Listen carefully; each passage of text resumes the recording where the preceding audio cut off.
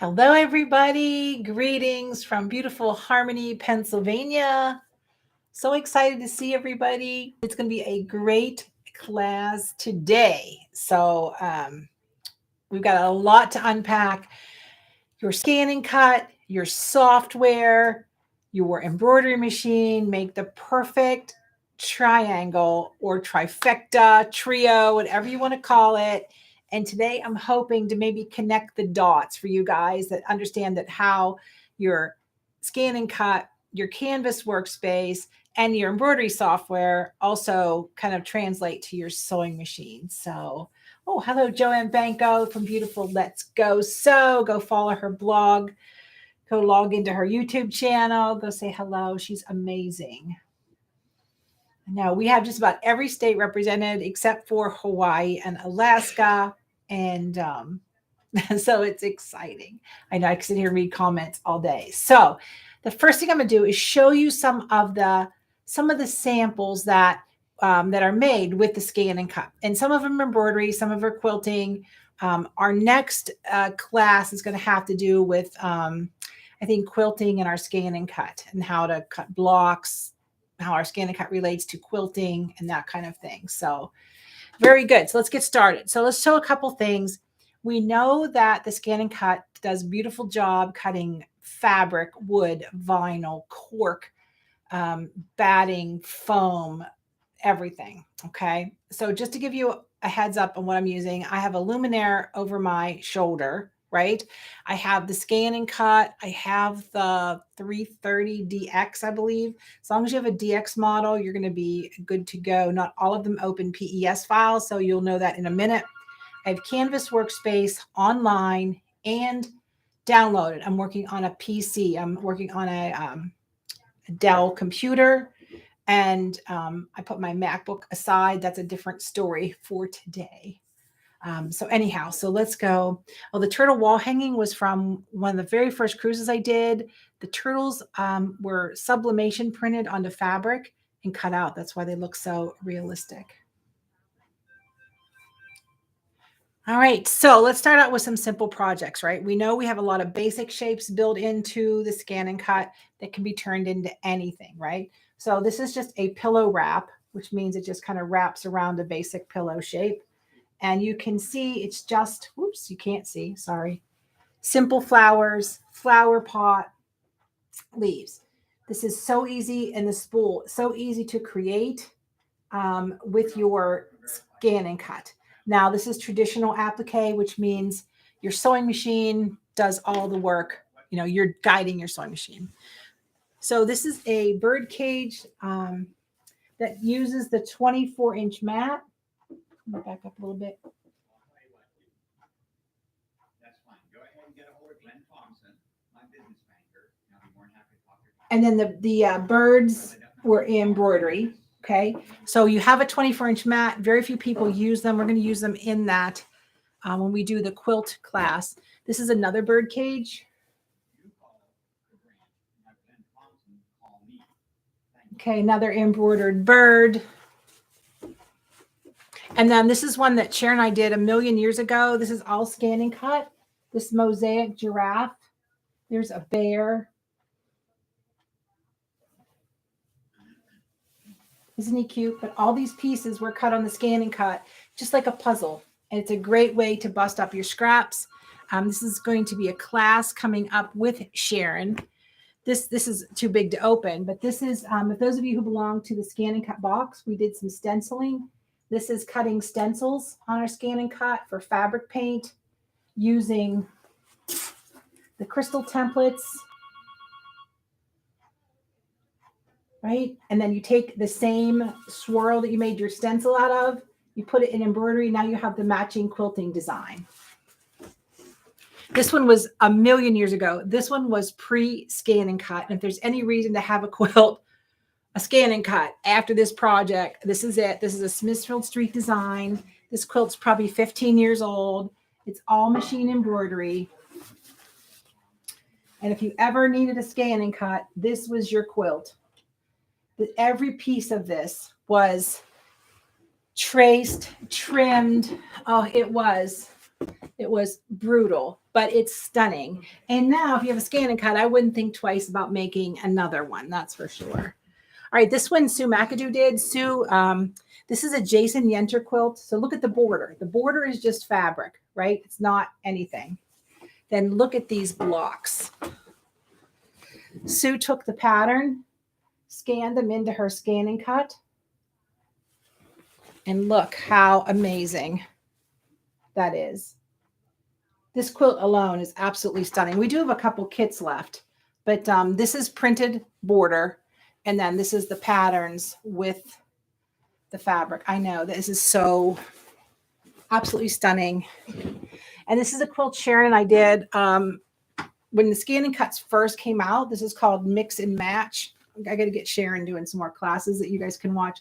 And so it's the same pieces, right? Inside, outside. You can see it's the same block cut with different fabric and then fused. So the whole quilt is just the mix and match of the 4 colors in the simple shape that your scan and cut cuts out magnificently. Okay, so this was traditional applique by machine, not machine embroidery, but now the way all the software is pretty much read FCM files that could be brought in, right click, convert to applique, and you could be done. All right, let me get rid of all my pileage here.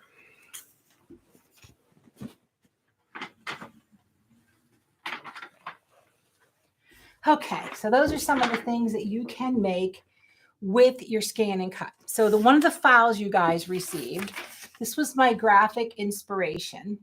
Okay, this little stained glass bunny. And then this is what it looked like cut out on the scan and cut with embroidery.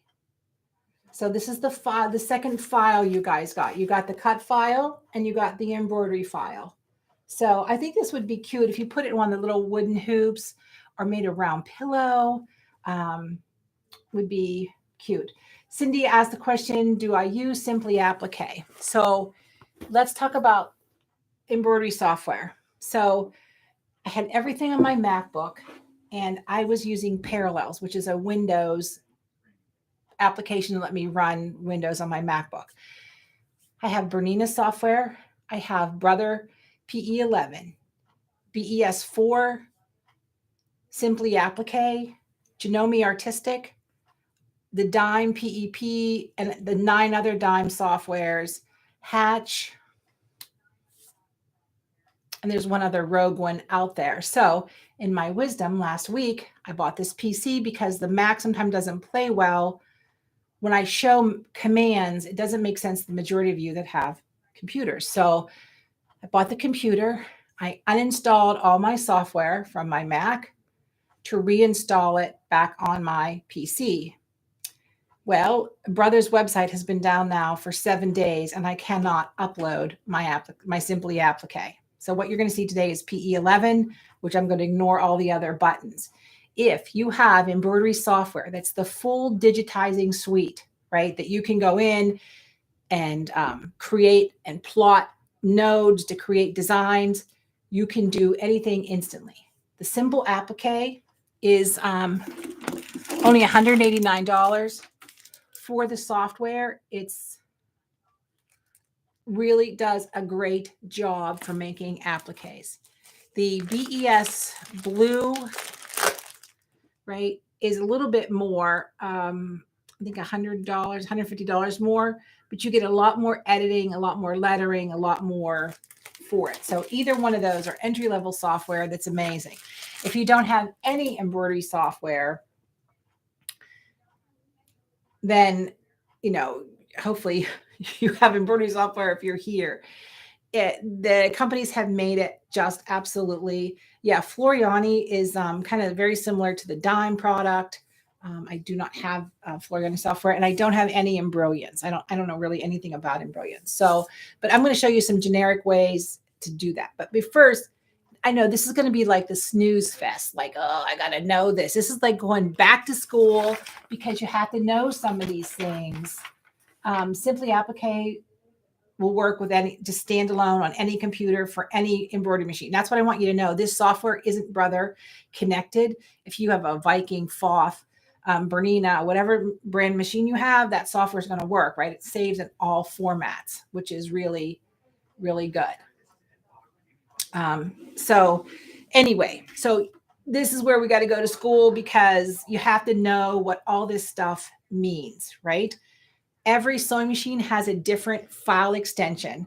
Brother, Baby Lock, Bernina.pes, Viking is .vip, VP3, B34, and so on. So you're familiar with what file extension goes with your embroidery machine. Usually they're proprietary, right?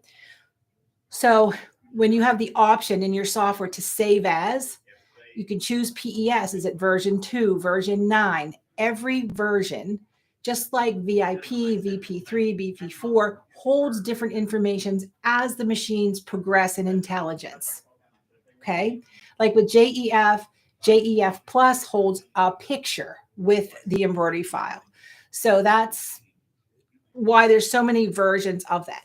DST is the mother formula that most digitizers begin with, right? And that's why you may download a design and it's purple, black, blue, orange. It's just ugly. But those are the colors the digitizer can see as they're working. And the DST is the mother sauce that all other formats are bloomed from. Okay. So that's kind of what you need to know as far as your embroidery extensions go. I would say 99% of the softwares out there will save in multi-formats. And that's what you need. Simply Applique is standalone, right? So you don't have to have anything else. You can spend $189 and be able to do what I'm going to be doing today. Okay, so I'm not showing anything fancy. I may have a few more control factors in when you have the full suite of software, but mostly you can just do that. Okay. Thank you, Joanne, for answering questions. Now, as we're still in school and you're getting lectured, there's a couple other things you need to know. The scan and cut, right? Now, Brother must have 900 models of scan and cuts. I can no longer keep track of what's in Europe, what's here, what's in the Southern Hemisphere. I have no idea the numbers. It all makes crazy. If it's DX, it's automatic. If it's the CM, it's the previous models, right? So the DX is the automatic blade version, and hopefully that's what you have, because that makes life so much easier. Okay. With that said, we have to get information in our scan and cut in order for us to get something out. There's two ways to do that. One is we scan it with our scan mat. I highly recommend you own a scan mat. I'll show that in a second. And two is we have to do it, trace it in Canvas Workspace and send it over. The downloaded version of Canvas Workspace, these are free, right? If you haven't done it already, has a little more information in it than the cloud version. The cloud version is a little easier for me to navigate because I'm doing something really quickly. And then the new Artspira app, that's a whole different conversation by itself for those of you that just have tablets. Anyhow, so that's where we are with that. So you have to understand some graphic extensions. We know our embroidery extensions because if you buy something that doesn't work in your machine, you know that. When we're talking graphics, images, clip art, that kind of thing, that is all hold different information, okay? So the first thing we're going to talk about is FCM, .fcm. That is the file extension that belongs to the scan and cut. That's the file it reads. Just like your embroidery file reads one format, your scan and cut now reads another. On a softer note, most scan and cuts will read PES now. We're going to talk about that later. FCM, I remember it as fabric cutting machine. That's how I remember the FCM format. However, FCM format is a binary code. It's proprietary to machines that have motion, CNC cutters, other craft machine cutters, but it's proprietary to the scan and cut and a few other things. Okay, so it's not something Brother invented. It's been out there. But the FCM file is what works with your scan and cut. Okay. And then we have SVG files, scalable vector graphics, which means the graphic or the image is nothing but smooth lines and smooth curves. There's no pixels. The little tiny squares, when you print something and it has jagged edges, that is a pixelated image. A scalable vector graphic is the best thing you can do for your software and your scan and cut. Okay, it's going to give you the cleanest, easiest to use images. Some designers, when you buy like a Smith Street, Kimberbell,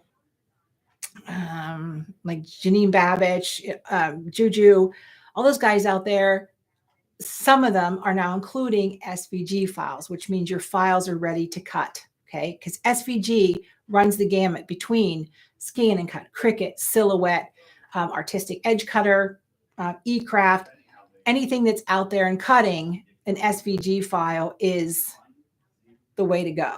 Okay. With that being said, not all designers include them because it's a very shareable file of their artwork, which means those who illegally share embroidery designs, artwork files, that's just like sharing a book with somebody. You've already copied the applique patterns, you share your book with your neighbor. That really is a copyright infringement. Some artists and designers are not willing to do that. We have workarounds with the scan and cut, so we're fortunate with that as long as we don't share that. So if you buy a pattern from an embroidery pattern from a designer, okay, let's say you go to Embroidery Garden, you get something from Rain, and then you create the FCM files, you are not permitted to give your neighbor those FCM files. Okay, just so you know that. That's still transfer of electronic device. I don't want to harp on it, but it's a problem within the industry for designers. That's why some are pulling back. JPEGs. JPEGs are joint photo expert graphics. So JPEGs in the beginning were all we had when we did a screen capture, when we had an image to put in a newsletter or an image to put in a pattern piece. JPEG was it. JPEG holds its size, but it's very pixelated. And then you have a PNG file, which is a portable network graphic. It has a transparent background, which means there's nothing in the background other than the image that you see. PNG is your best bet for tracing. So you've got FCM, which we know works automatically, SVG, which comes in the Canvas workspace automatically, in your software automatically without you doing much. And then the PNG is transparent. It's going to be your best bet for tracing. Okay. Woo. Oh, that was a lot. That's a lot to unpack, right? So now you're going home like, oh my gosh, this is not what I signed up for. You have to know this foundation in order to go forward to make everything happen. So that's where we are with the graphics. So let's talk about images. When you use your computer, you can do a screen capture to grab an image. You can right click and save as. And I hate, I'm going to show this, but I'm not going to lecture you on if it's not your artwork, it's not your artwork, right? It's just the way it is. But let me show you some of the things, do's and don'ts anyway. So when you look at this heart, okay, you can see how thick that graphic line is. Your scan and cut will read that as a double line. It's going to scan the outside of the black line, the inside of the black line, and you're going to get a black line. When it comes to tracing things yourself, this is your Sharpie of choice, the thin black Sharpie. This is the line you want to see, okay? You want that thin line. It's only going to trace that line. PNG stands for Portable Network Graphic, and it has a transparent background. So that's, I'm going to show you how to trace a PNG in Canvas Workspace when we get there. Okay, so if your magic marker is real thick tipped, your graphic has a real heavy coloring book outline, you're going to get 2 lines, okay? This was a screen capture that is just, it looks like an artist rendition, a sketch, that is a no bueno. There's no way anything's going to read that, trace that. You would have to sit and redraw that entire thing. Also, what you need to know with your scan and cut, the image you scan is the size of the image you get. Now, once there, you can resize it. But if you scan an image that is this big, that's the size image you're going to get in your scan and cut. Just so you know, when you scan a pattern, it's the same size. That is huge. I can just say that. This is another graphic. I cut his little head off, but you can see can you see the lines through it from my printer? That again is a no bueno. Now, when we bring it in to trace it in Canvas Workspace, then that is a different story. Okay. So when you pick a graphic, you want it to be clean. And to be honest with you, as you're learning, as we all start somewhere, starting with something clean and simple is going to be a lot less frustrating. If you can turn this into embroidery, you're going to have a huge sense of accomplishment. And that's what we need. We need the courage like a 4-year-old has in a Batman shirt, right? They are unstoppable. They just think they can fly off of buildings and they can do anything. So put on your Batman shirt like you're a 4-year-old and let's tackle this, because that's what we're going to do. And then you're going to feel comfortable doing it. So let's talk about books a little bit. So these Nancy Halverson Art to Heart books, I love these. Okay. So when you look at her patterns inside, some are overlapped like they are here. Okay. And so this is where the scan and cut doesn't know what to do, because every line is a cut line, every line, including a dash line. So if you put this in the scan and cut to cut it out, it's going to fall apart into individual pieces. That is not helpful at all. So I don't take the patterns out of my books. So I take it to my copier printer and I trace it. Okay. So when you take a look at something like this, the stars going to be great, right? Stars are fine. Not going to happen anything. But this is where we run into trouble. The only way to get around this, and yes, it takes time, trace it. Trace each individual piece. So when you scan it, let me turn the other camera on. Hold on one second.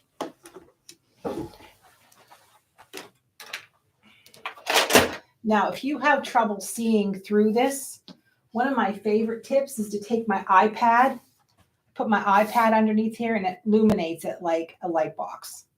So when I want just the hat and I just want the outlines, now remember, if I trace like this, that is what's going to get cut out. Okay.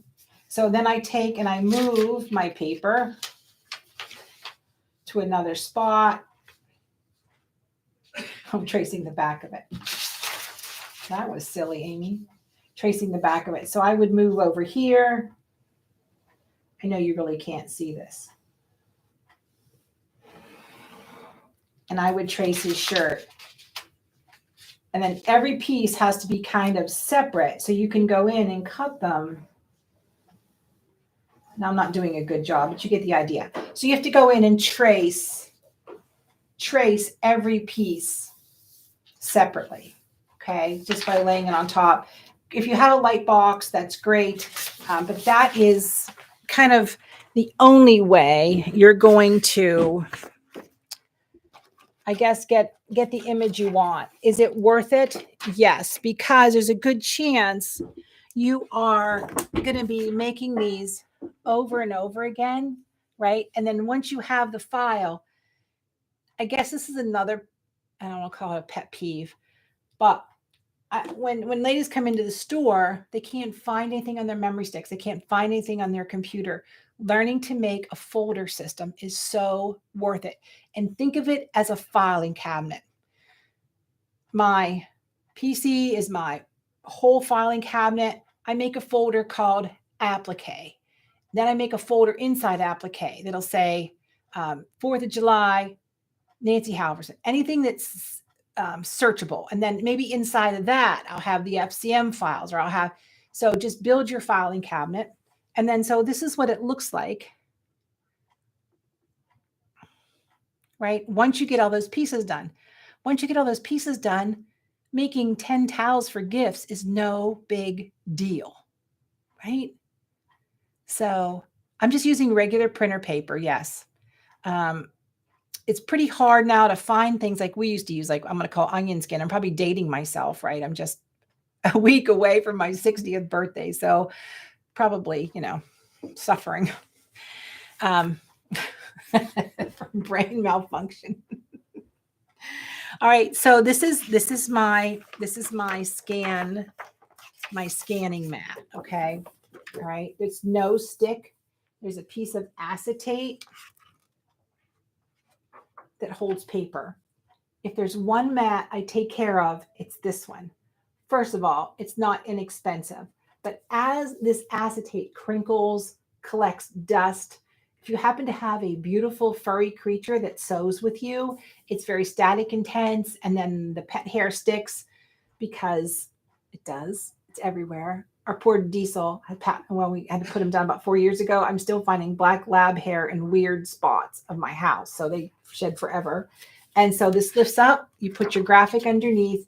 If you get ink on here, crinkles in your acetate, it's going to show up in your scans. So I keep this in a little cardboard sandwich, or you can just hang it, but make sure you don't crimp or curl any of these edges. Okay. So when I take my pattern and I put it underneath here, so this happens to be a pattern from our Applique Tea Towel of the Month Club. And what we did is we separated them. So you can do this. It's easy pattern tracing, but we also included the SVG files too. So that makes it super easy. So this is the perfect graphic in every way to scan. The line is not too thick. My pieces are separated, but these little pieces right here, we can crop them out, or they're easily eliminated in Canvas Workspace. If you aren't using Canvas Workspace, I know you're thinking, I can't learn one more piece of software.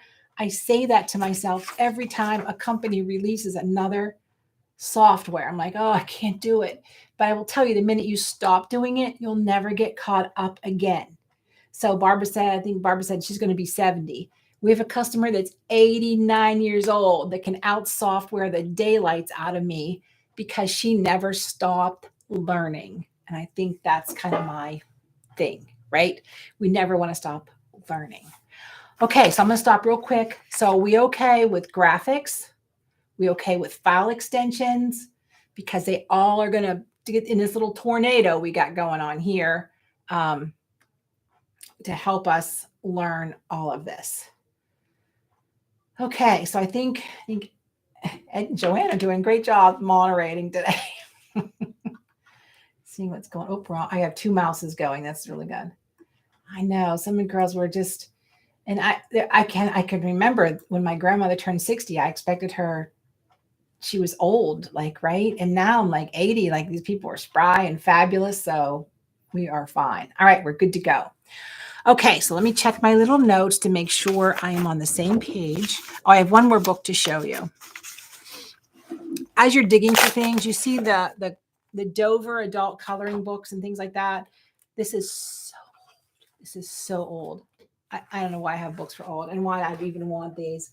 So see the contrast here, the black and the white. Your scanning cut loves contrast. It loves contrast. Okay. So the contrast in these pictures are amazing. Unless you're getting a tribal tattoo, I doubt you're going to want any of these images. Why I keep this book, I have no idea. I just feel like I can't throw books away. Oh, Ed is here. So Hawaii is in the house. So we're down. We got to find an Alaskan and we're good. Okay. So we're all cool with the patterns and the books. I'm starting a pile down here in the corner. So this is also the layout for the tea towel pattern, right, that we talked about earlier that's on my scanner. And so could you scan this? Absolutely. Scanning colored images is a different function. I really recommend the Canvas Workspace Trace for that. Woo, we just unpacked a ton of stuff. Okay, so let me get my scan and cut turned on, and we're going to start scanning. But before I do that, let's go to my Canvas Workspace. Okay, so let's go ahead. Look how big that cursor is. I mean, I made it so all y'all could see it, right? So here is the online version of Canvas Workspace. Okay.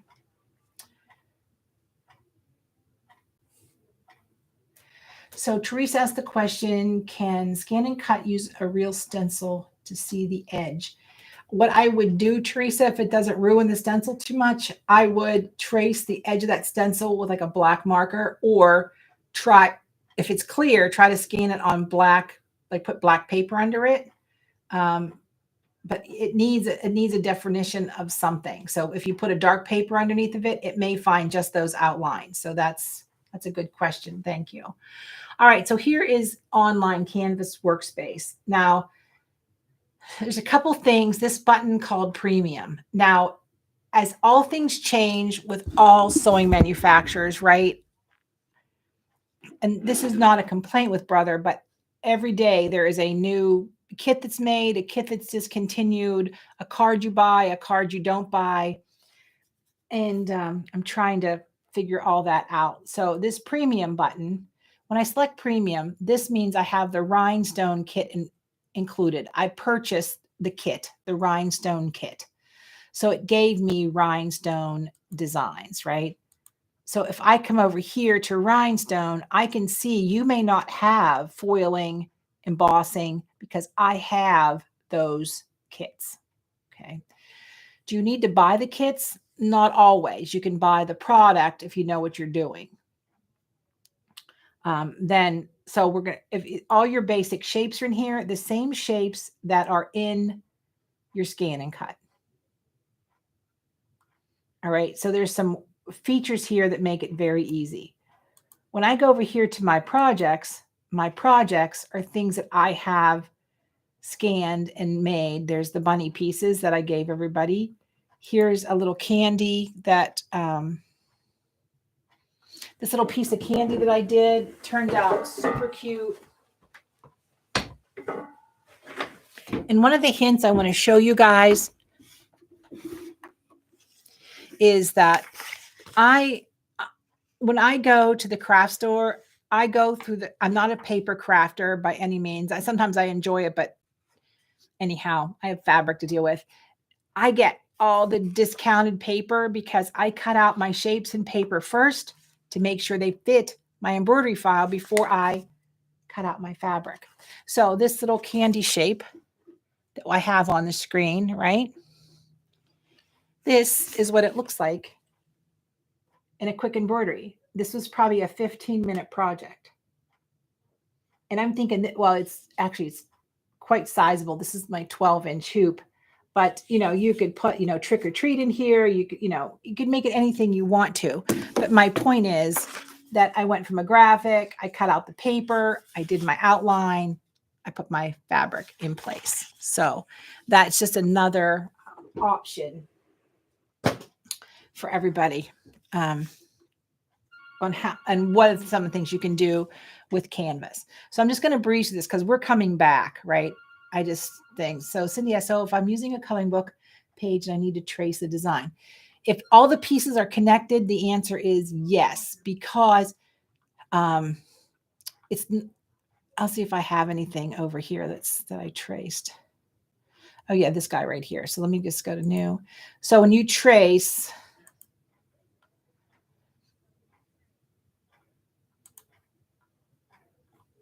so this is the tea towel that I showed you. See how it's broken up into all those pieces? The first thing I do when I bring something in is I group it. It's a right click group. This way I can size it any size I want it to be, okay? When I ungroup it, as I start to pull things apart, see what happens? I'm only getting bits and pieces that really aren't cuttable because they're only halves.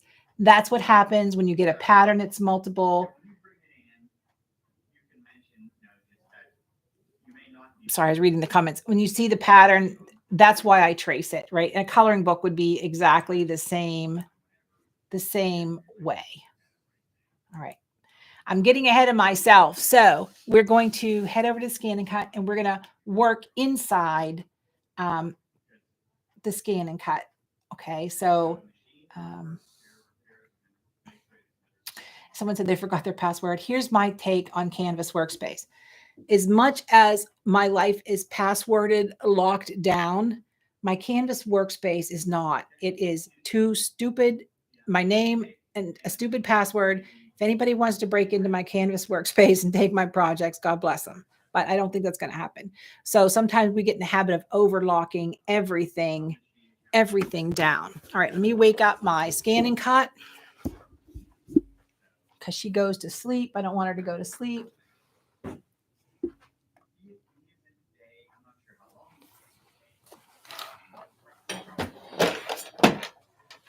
All right, so one of the things we're probably not going to talk about too much today is the Wi-Fi and the connectivity.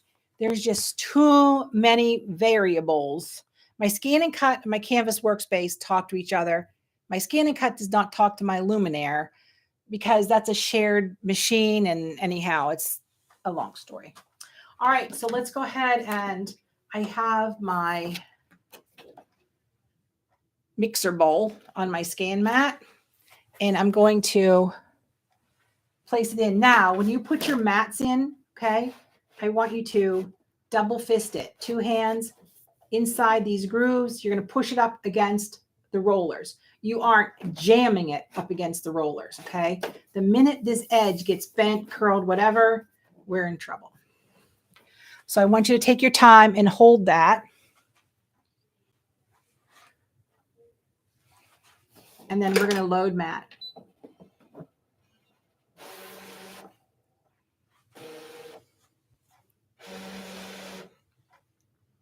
So now that our mat is loaded, there is so much information on your screen.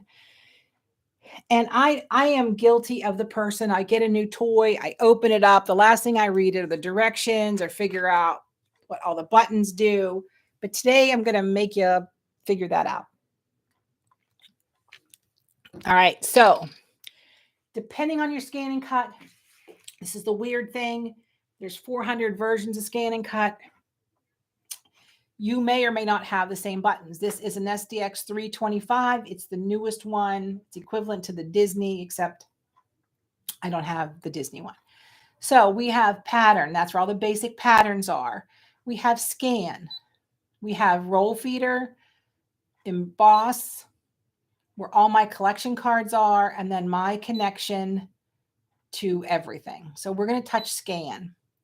Direct cut means you would be scanning this the mixer pot on a mat that's cuttable, which means you're cutting out stickers, you're cutting out stamps, you're cutting out like paper dolls. That's what the direct cut does.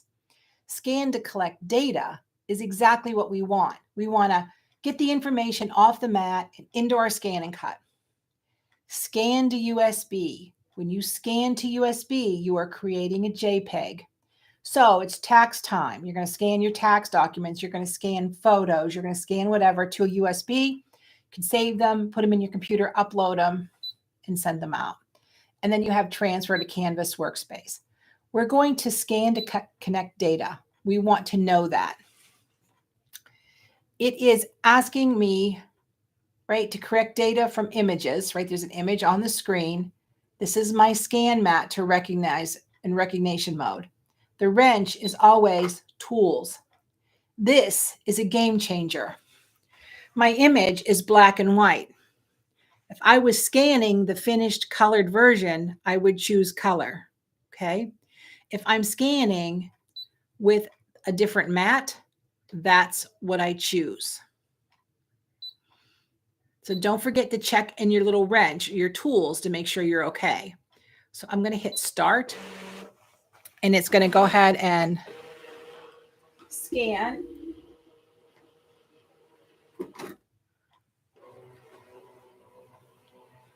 And so these side pieces right here, you never ever want to get any kind of tape, glue, whatever. The dots across the top are the registration for the scan and cut to recognize what mat you have in. It will never let you cut on your scanning mat. Okay. Now, when we take a look at our screen, you have 3 options. So here's our image right here. Everything's scanned fine. I can see all the lines. I'm good. This is collect the data from the outside only, which is fine, except for my mixing bowl has a hole in it. If I just choose that, the cut is going to go all the way around and not give me the hole for my mixing bowl. The one on the end is, didn't mean to touch it. I want the outside and the inside. Okay. So now the hole in my mixing bowl handle is going to be a cut file. When I choose this one, that's inside, outside, plus a seam allowance. So now I have a double line. I know you can't see it. It's a double line, which means it added a 1/4 inch seam allowance.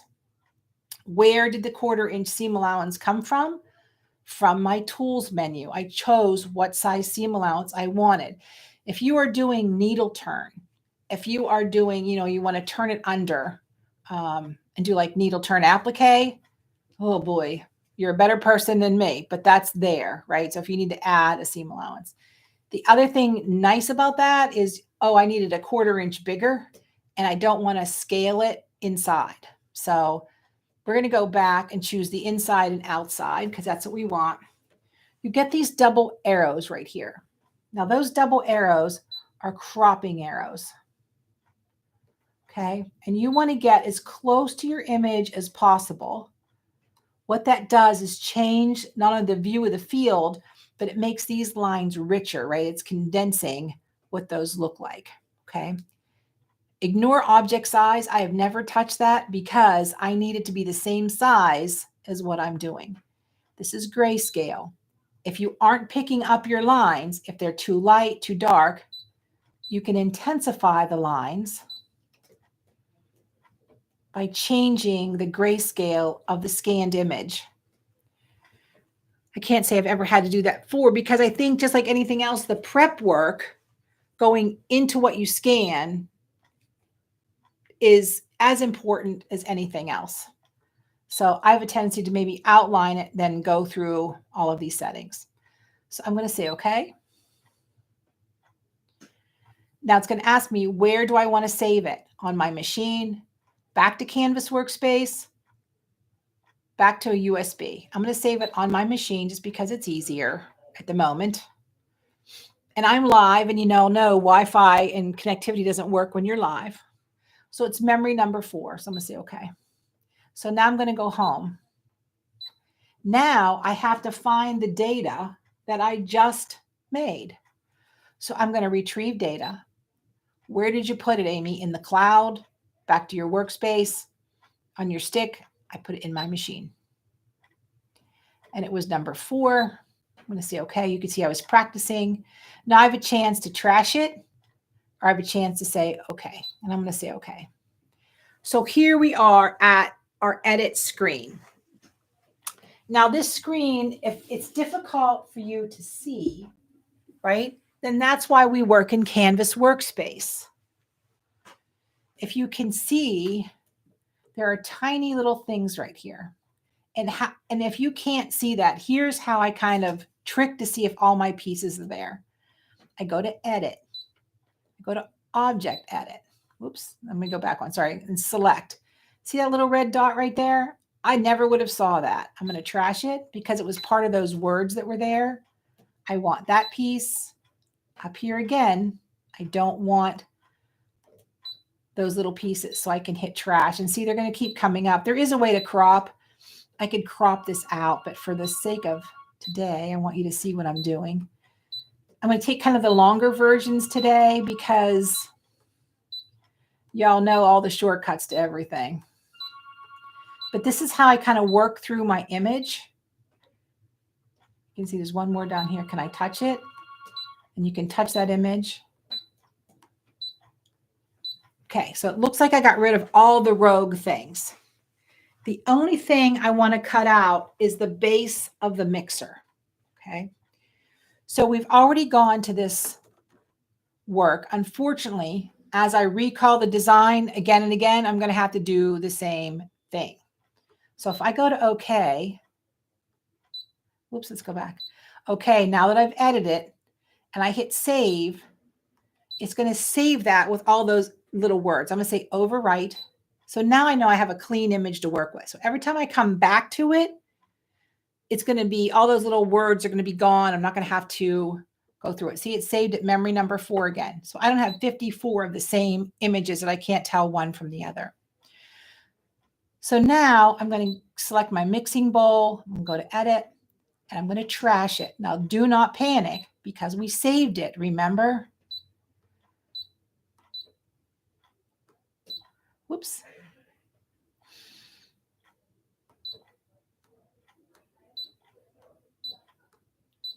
See how that heart was in 2 pieces?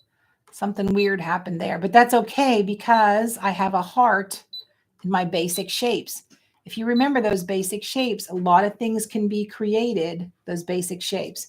So you can see I kind of have pieces here. As long as I don't separate it, I'm going to be okay. This button right here is my group or select button. Now it has selected all those pieces. I'm going to say okay. On, off, right? Now it's all one piece. I'm going to say okay. Now here I can save just my stand mixer. I can save my pieces as I go.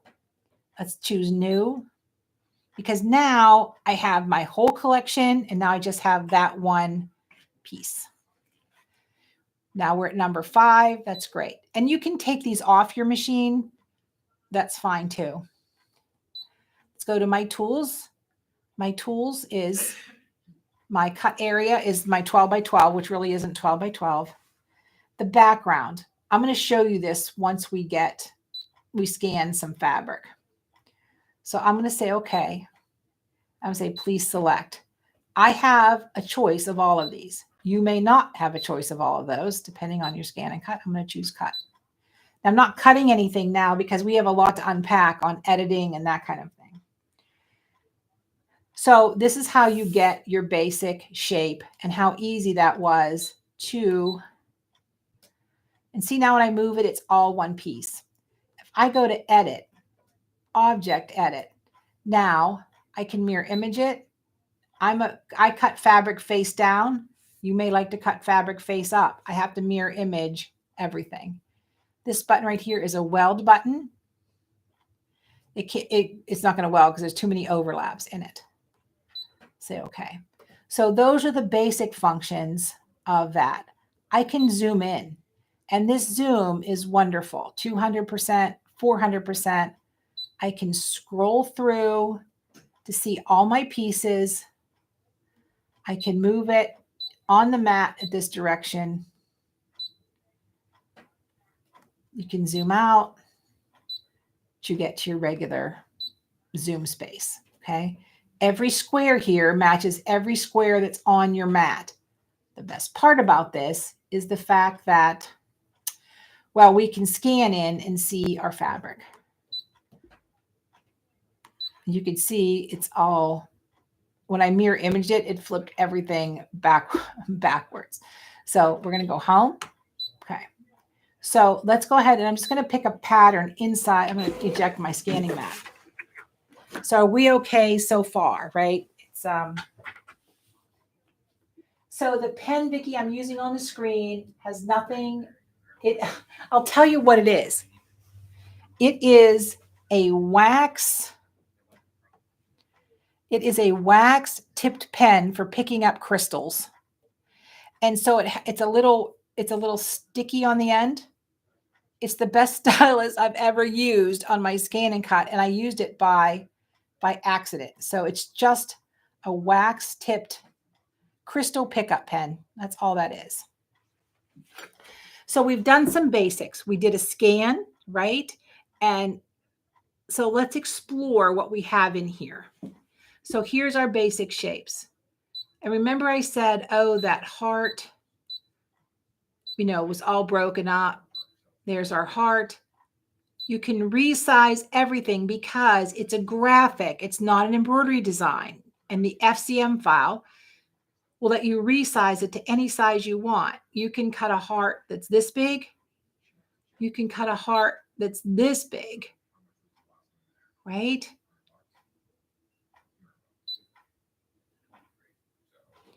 So right here, it says number, I have 1. 2, that doesn't mean 3. That means this one and another one. I can add 4. And I'll set it. Here are my 4 hearts. It automatically put them in a row. This button right here is the arrange button, or I call it the scramble button. So it kind of is a fabric saver if you want to look at it that way. But whatever makes you happy and how it fits, I think these are personally too close for the cut. So I'm going to go back to here. I like that arrangement. I'm going to say, okay. So once I have these 4, let's say we want to put as many hearts as we want on the mat. I'm going to group these, say, okay. Object edit. Oh, look what happened. My plus and minus is gone. It does not like you to group them and then work. Canvas workspace, I can do this instantly, okay? Object edit. Let's say I want to add 7 more, and I'll say okay. Okay. Now I'm responsible for putting them where I want them. So it is a tad clunky working on your screen. But if you don't want to work in your software, you don't want to work in Canvas Workspace, everything can still be done here. Okay. If I don't like something, whatever is selected, I hit trash. It's always going to ask you, is it okay to delete it? The 4 arrows is exactly what they are in your embroidery machine.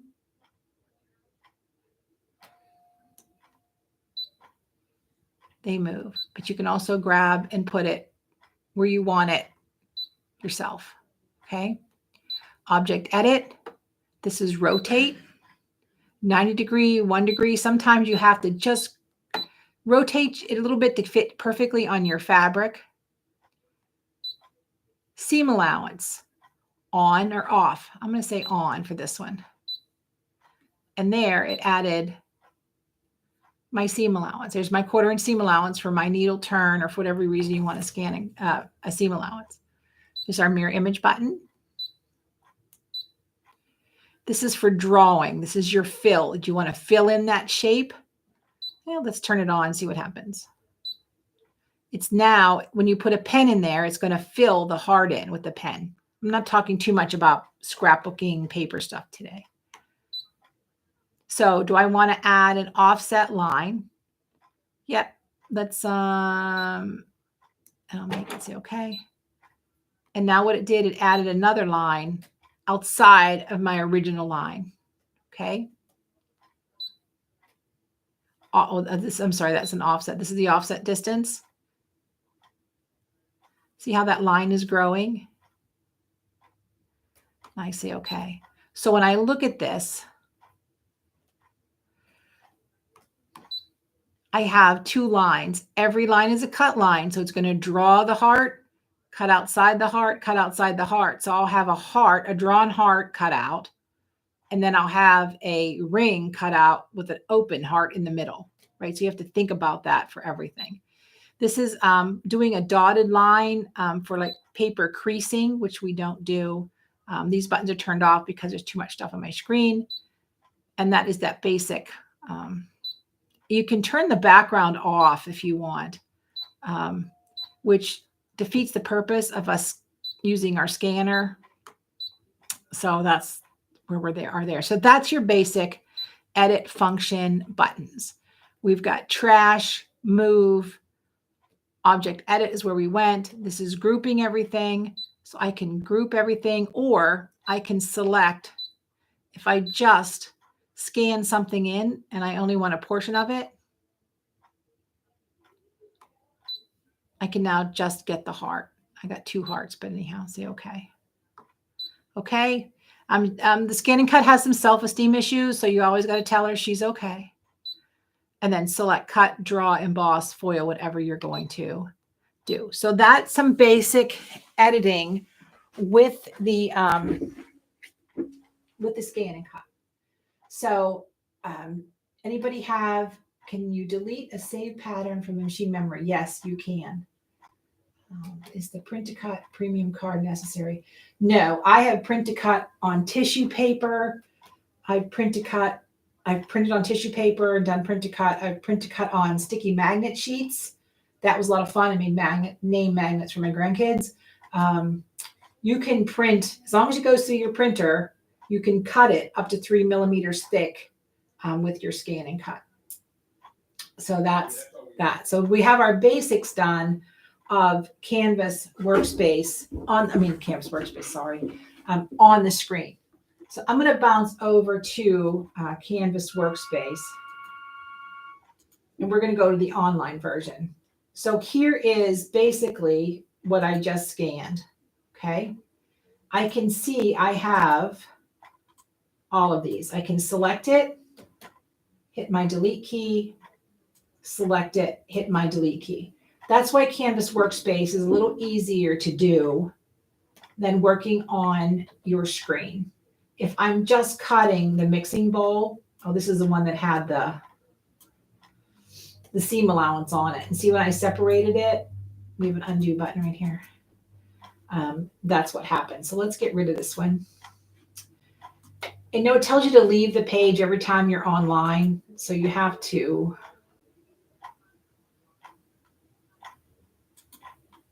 Okay, this is the.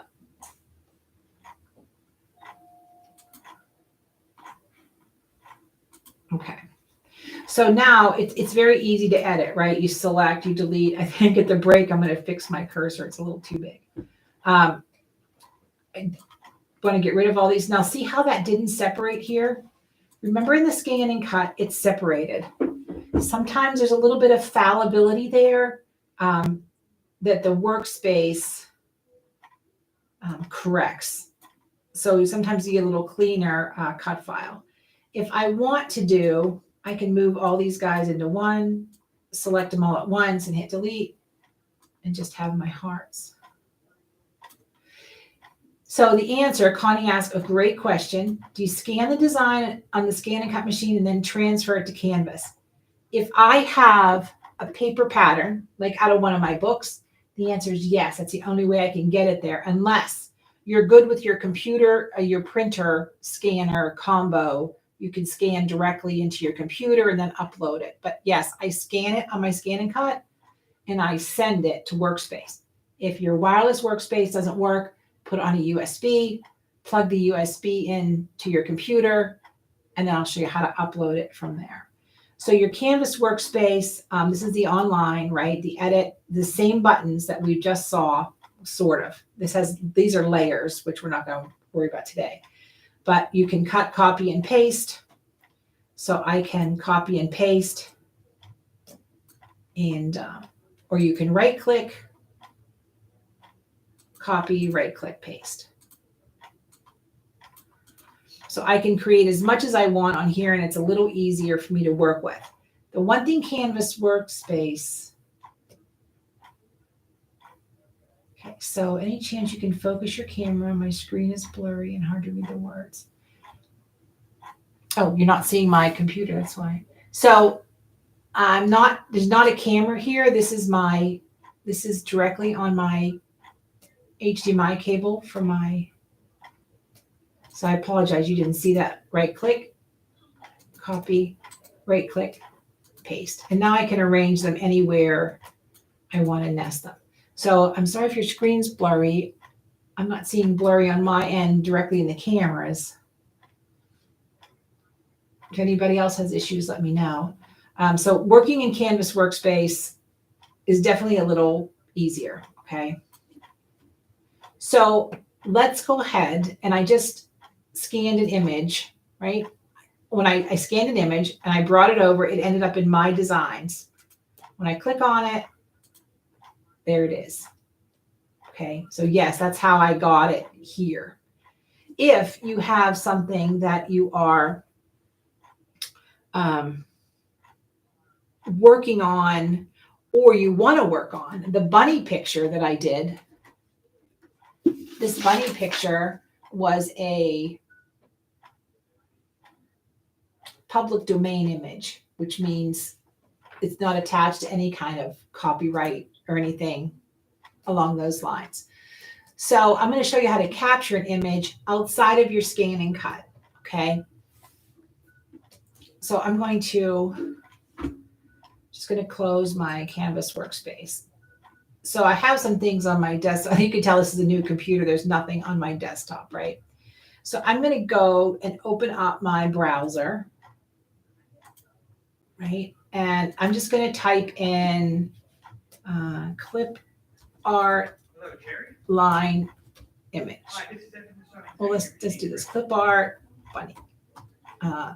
If you can type in okay, that's fine. Thank you. Sure. Silhouette, you might be all right. So when I look at something like this is super easy to trace, super easy to cut, okay? So there's a couple ways to do this. The legit way is click on it. Images may be subject to copyright. Learn more. I'm not worrying about that today. I'm going to show you how to do it. You have your own moral code. The answer is it's not what we do. But I want to show you a couple ways to do it. If you right click, save as. So when it says web page, it is not going to do anything. You can't open a web page. You can't open HTML. You can't do anything. This is where a lot of, graphic people, and rightfully so, are protecting their things. This one has watermarks in it. For $1, go buy it wherever it's from. So I'm going to right click.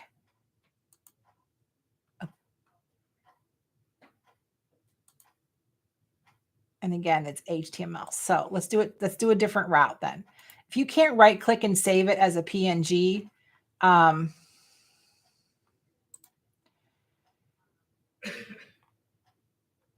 save image as, so that's a JPEG. We can open a JPEG.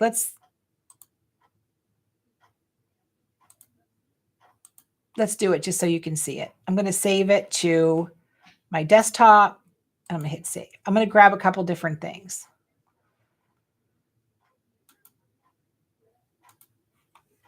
Now, if you are using if you're using a Mac, it's Control Shift 4, the screen capture. Here, I'm going to type in snipping tool. And there's my snipping tool. It's an app, and I'm going to open it. And I'm going to go to new. It's going to say draw a shape. So I'm just going to click and draw it and say, okay. And it takes a picture of it. I'm going to save it. This is a new Windows to me. You have to understand, I am coming from my Mac and I am like learning, and it's a PNG file, which is good. I'm going to hit save. Okay, so we have those two images. Okay, so the snipping tool is a good tool you have if you have a PC. If you have a Mac, I think it's Control Shift 4 to do a grab, a screen grab.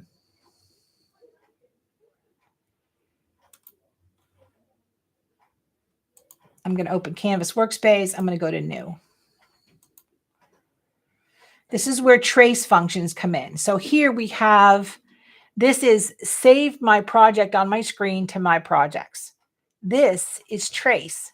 We need to trace an image. Okay. And then this is when you have an SVG or an FCM file that you want to bring in.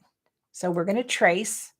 Now this comes up on mine. I have the enhanced tracing card, which means you can click around it with little nodes. We're going to choose normal tracing because that's what everybody has. We're going to choose a file, and hopefully nothing went there. Downloads. Sign a different browser. What the heck?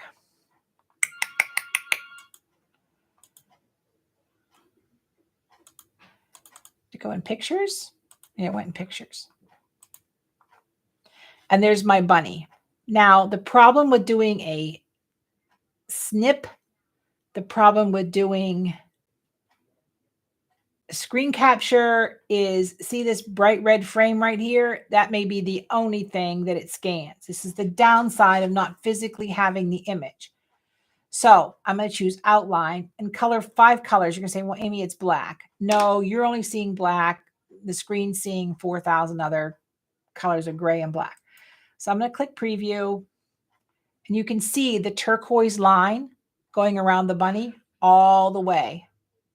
I know that that has created that outline for me. And I'm going to say, okay. Do you want to paste the image on my screen? Yes. And there it is. First thing I do is grab a box. There's nothing to group here. And I resize it. Now, this image is not a cut file. It's just there. Okay. So now I can make my bunny any size, shape I want. And just back to that copyright thing, there's no such thing as changing it 30%. If you didn't draw it, it's not your artwork. It's not yours. But we're not harping on that today. Now, whatever I make that, I download it. I send it to my scan and cut, or I save it to my computer. I'll send it to my scan and cut and cross my fingers through the magic of live video streaming that it's there. Retrieve data, because that's what we did. It came from the cloud. Come on, cloud. You can do it. There's my bunny. Look at that. Okay. So now I say, okay, it's ready to cut. So that is the simplest version of getting something to your screen. Okay. I'm sorry if you're overwhelmed. There's no easy way to kind of unpack this, but there's so much potential. Now I have that bunny. Now I have a cut file. Now what can I do? I can take it to my embroidery software and I have an embroidery. And we're going to do that later. So that is the progression of how an image becomes artwork, becomes embroidery. Okay. So I'm going to close this because we did it. I'm going to go to new.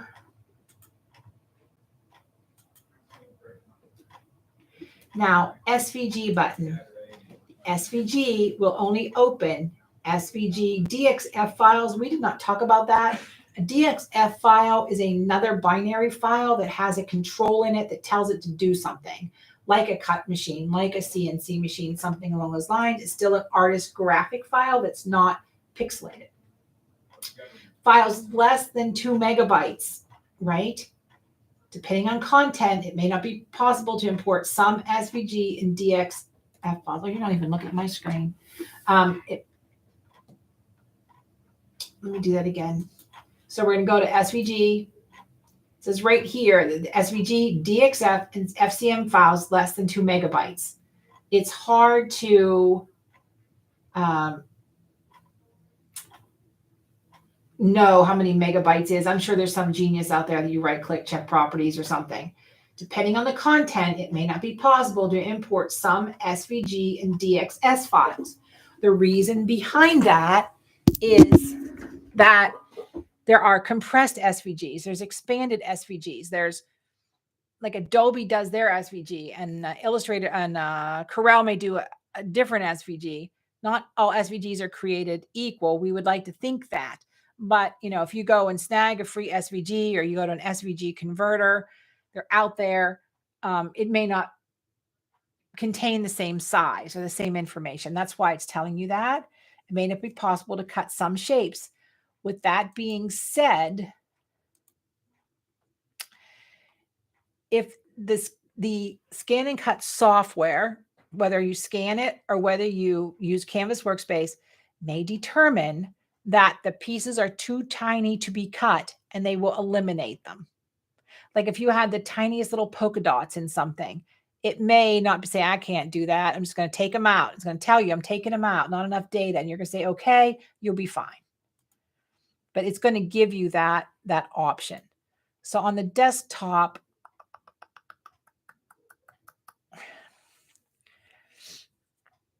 again, all my stuff is in here. So this is already an SVM. So I'm going to hit open, choose file, and say, okay. Back to our little mixer head again. That's how you import an FCM or a SVG file. To download it, and this is where a lot of people, right here, you have a product title. Use this. If you don't name it,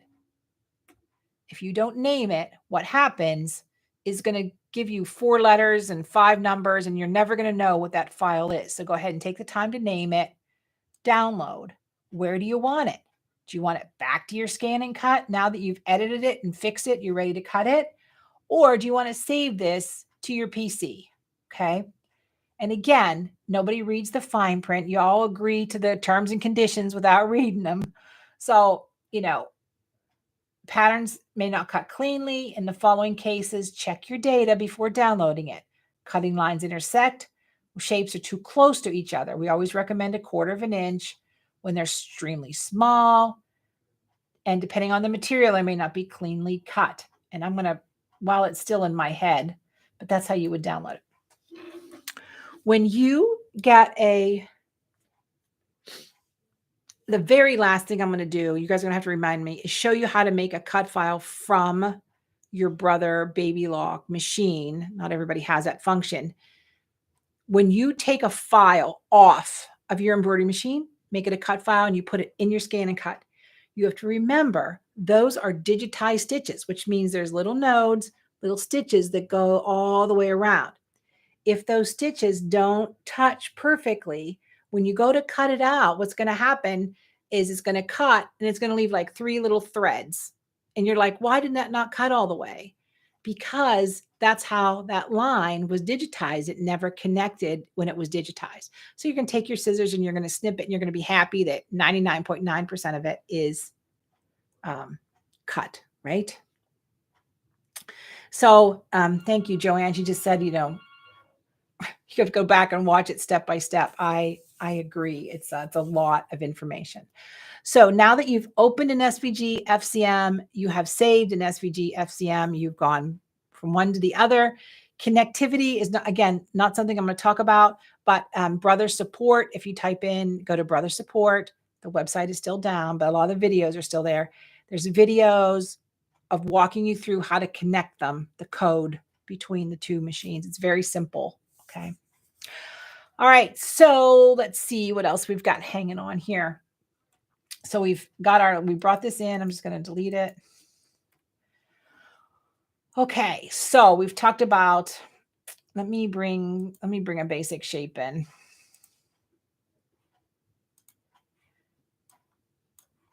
See this button right here? Those are nodes, just like we do when we're in digitizing mode. When I select that, see what happens?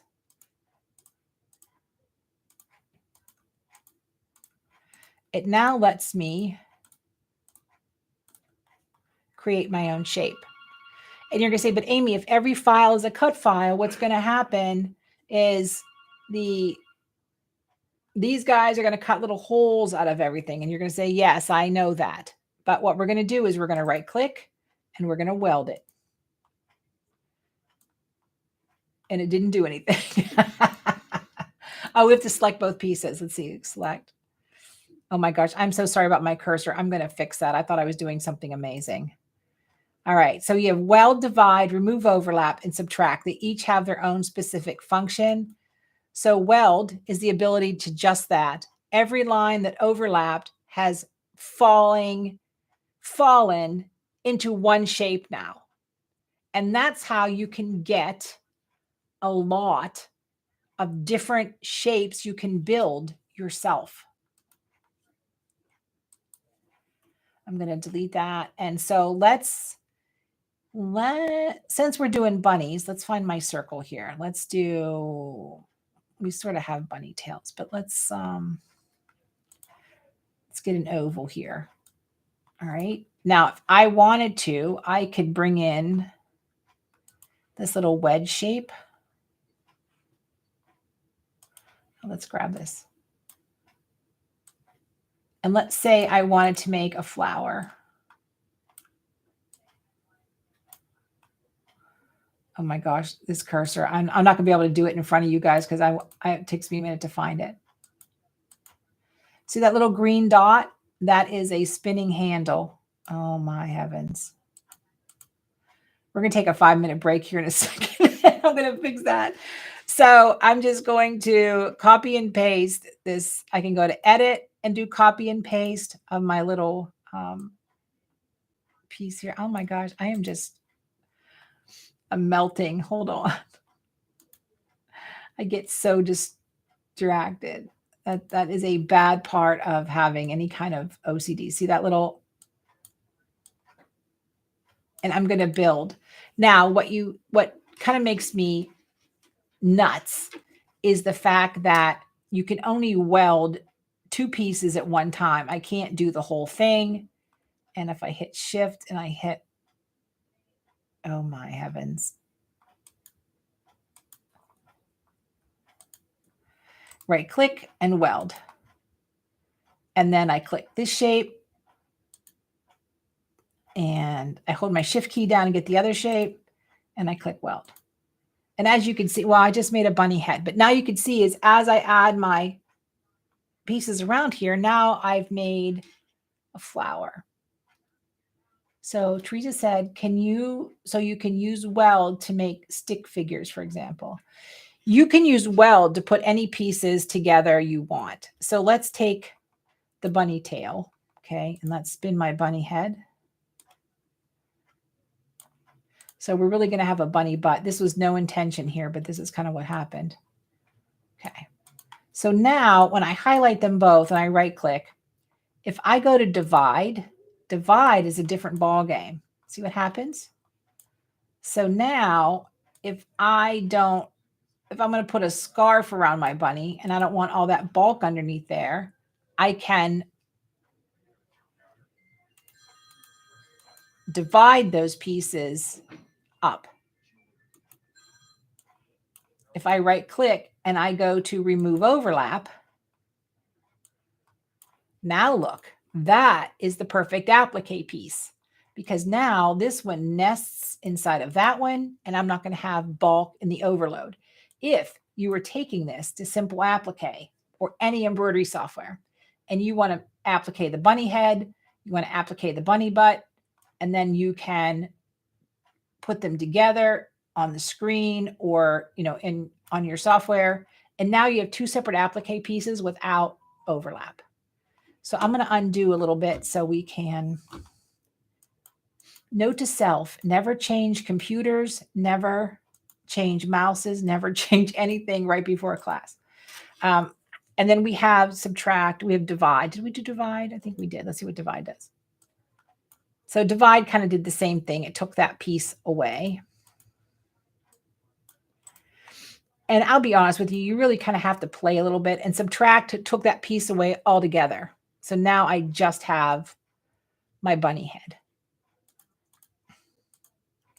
So as you learn to use these simple tools, and is Canvas Workspace the most fabulous software out there? I'm going to tell you no, because there's other things. I'm not going to teach you other things. And I use pretty much Canvas Workspace, but if I'm designing like a quilt from scratch, this is not my go-to software. I want to say the word clunky, right? I don't have an eraser tool. I don't have a knife tool. I don't have some of the things I would have in my other software, like in Adobe or Corel or Canva or something like that. You may have a little more control. So let's go ahead and get rid of our bunny. And let's just bring a star here. So this little triple line right here, that is your properties. And remember when I said we don't know how big it is or anything like that? This is going to show you the exact size. If you know you need a 3-inch star or a 1.94 star, this is where you change that. Maintain aspect ratio is justly that. You can change the height and the width proportionately. If I take this off and I change just the width, then I've made a mess. You're right, Joanne. It is free, and I shouldn't complain that it's free, but it does a great job. And I will tell you, other brands out there make you pay for your software, pay for cloud space, pay for everything. So this is generous of Brother. I was fortunate enough to have a meeting with the scan and cut engineers about 3 weeks ago. We talked about Canvas Workspace. Not that I have any pull whatsoever, but I appreciate the fact they asked my opinion. So let's hope something changes. So anyhow, so that is what maintain aspect ratio is. And then you're turning, if you need to turn an exact degree, then this is where you do it. So this color type right here. So right now, you see those little black, gray and white checks? That means it's transparent, right? So if I want a blue star, I can make it blue. If my cut line, I want to know that everything that I choose, and this is more scrapbooky than anything. If I know, I'm going to change the color of this so you get a little lighter. So if every cut line is lime green, I know that's a cut line, because right here, cutting drawing line. If I just want a cutting line, so right now it would draw my star, it will cut or draw my star. I just want it to cut. I just want it to draw. I want to fill in the area with my fill pattern. And here is one of the coolest things. Let's pick cut. So let's pick a dashed line. Let's say I want to fold a box. Let's get rid of our star here.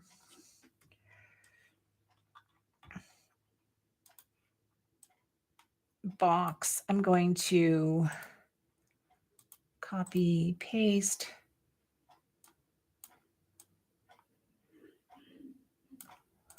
So let's say I wanted to fold the outside edges of my box. When I click on the outside edge and I go to properties, I'm going to come down here and I'm going to make it a dash line. So I know that is not going to cut all the way through. It's going to score it so I can fold it. Okay. The inside line, oh my gosh, the inside line, I want to make just cut. And I want it to cut a solid line. Okay. So that's how you get different types of cuts or draws is in that properties. Judy asks, what is the software for quilt designing? That's a double-edged sword. Quilt designing for embroidery, I use the Dime My Block Piecer, and I do we're going to touch on that when I do the quilting portion of this, how Scan and Cut works with software and quilting. A lot of people use the EQ, the electric quilt software. I don't have that because quilt designing is too much math and too much geometry for me. I really am a math struggler. And those of you who know me with dates and times understand that. So a lot of my quilts are on the simpler side, and I focus on the detail of the embroidery or the applique. So that's kind of a little outside of my scope, I should say, of things. So this is your basic of your scan and cut canvas. So we're going to do view. And so I can change fit to matte. I can choose, I don't want to see the matte. I want to show the properties and select an object. Automatically, when I select an object, the properties will come up so I can see what size it is. I can see what kind of cut line it is. So your view is just like on any other computer program. It will, see how that box went away? Now it just shows the cut line. So you can see what you're doing, but that's in your view. You can change the way everything works. And that is a very personal thing. Again, the premiums are the kits that I have installed. A lot of the kits no longer show up in the premium. They show up over here. And we're not even going to talk about all this other stuff. We cover a lot of this in the scan and cut create box. It's a subscription box we do every other month where we send you the box of supplies. You can just get the class too. So this month, oh my gosh, I get so confused. So this month is a Serger class. We're doing this, the bolster pillow. You can only see parts of it over here. That's the Serger class. Next month is scan and cut. And right now you can go to amysews.com and get on the wait list. We're pretty much sold out until people decide to quit. So hopefully, I don't know. We're just trying to grow it. But anyhow, you can get on the wait list for that. So that's fine. All right. I made a mess with that. So we touch a lot on that. And I will give you a hint. The next scan and cut box going up includes rubber gloves. That's all I'm going to say. We really, it's maybe stuff you'd never do again ever in your life, but you can say you did it, right? And with that being said, next January, you can join me on the Wonder of the Seas in Royal Caribbean. We're doing a scan and cut masterclass cruise. It's going to be amazing. And you can go to Sew and Sail Facebook group and check it out. Okay, let's see. Oh, thank you, Joanne. So Joanne, the box is great. We have an amazing amount of people that are in the box, and I'm so grateful for that. And we do kind of challenge ourselves a little bit with things that I'm going to say I lost my train of thought. Things that you wouldn't normally do on your own, right? We really torture you with the whole thing. So everybody okay with Canvas Workspace? And that is Workspace online. That's free to everybody. And, now we have Art Spira, which is a little bit of Canvas Workspace, a little bit of embroidery. The app, they're still developing it. So I can also say I've played with it, but right now, just adding one more thing isn't on my list. So I'm so comfortable here. But there's a lot of people out there that have tablets and phones that don't have PCs, that don't have MacBooks. So that's kind of the new trend and we're heading for. So we're going to do a 5-minute break. I'm not going to close the video, right? I'm going to put a little sign up over here. Just hang out 2 seconds. It's a good time to get yourself some popcorn, a snack, something along those lines. I'm going to fix the cursor on my computer. So we're just going to hang out for a minute and I'll be right. Probably I'll say 3 minutes. Give me 3 minutes and I'll be right back. Yes, Sandra, you can watch us at any time. As long as you have the link, you can go back and watch it.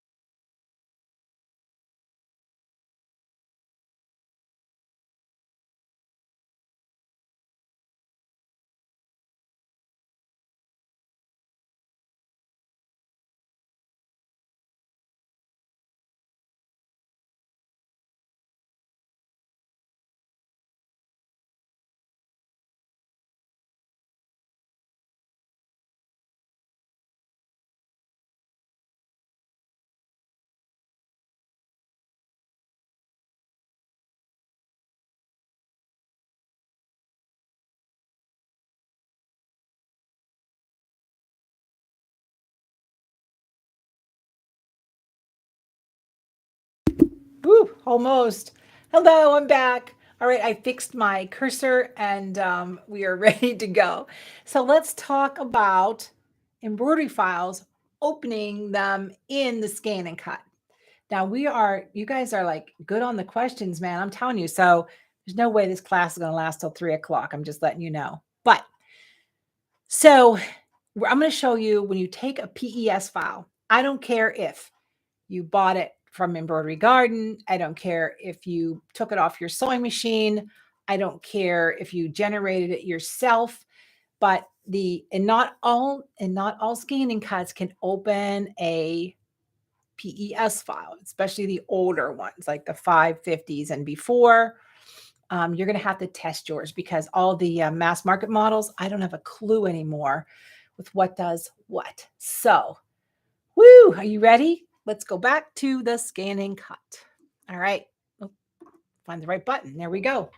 So I went to my embroidery machine and I went ahead and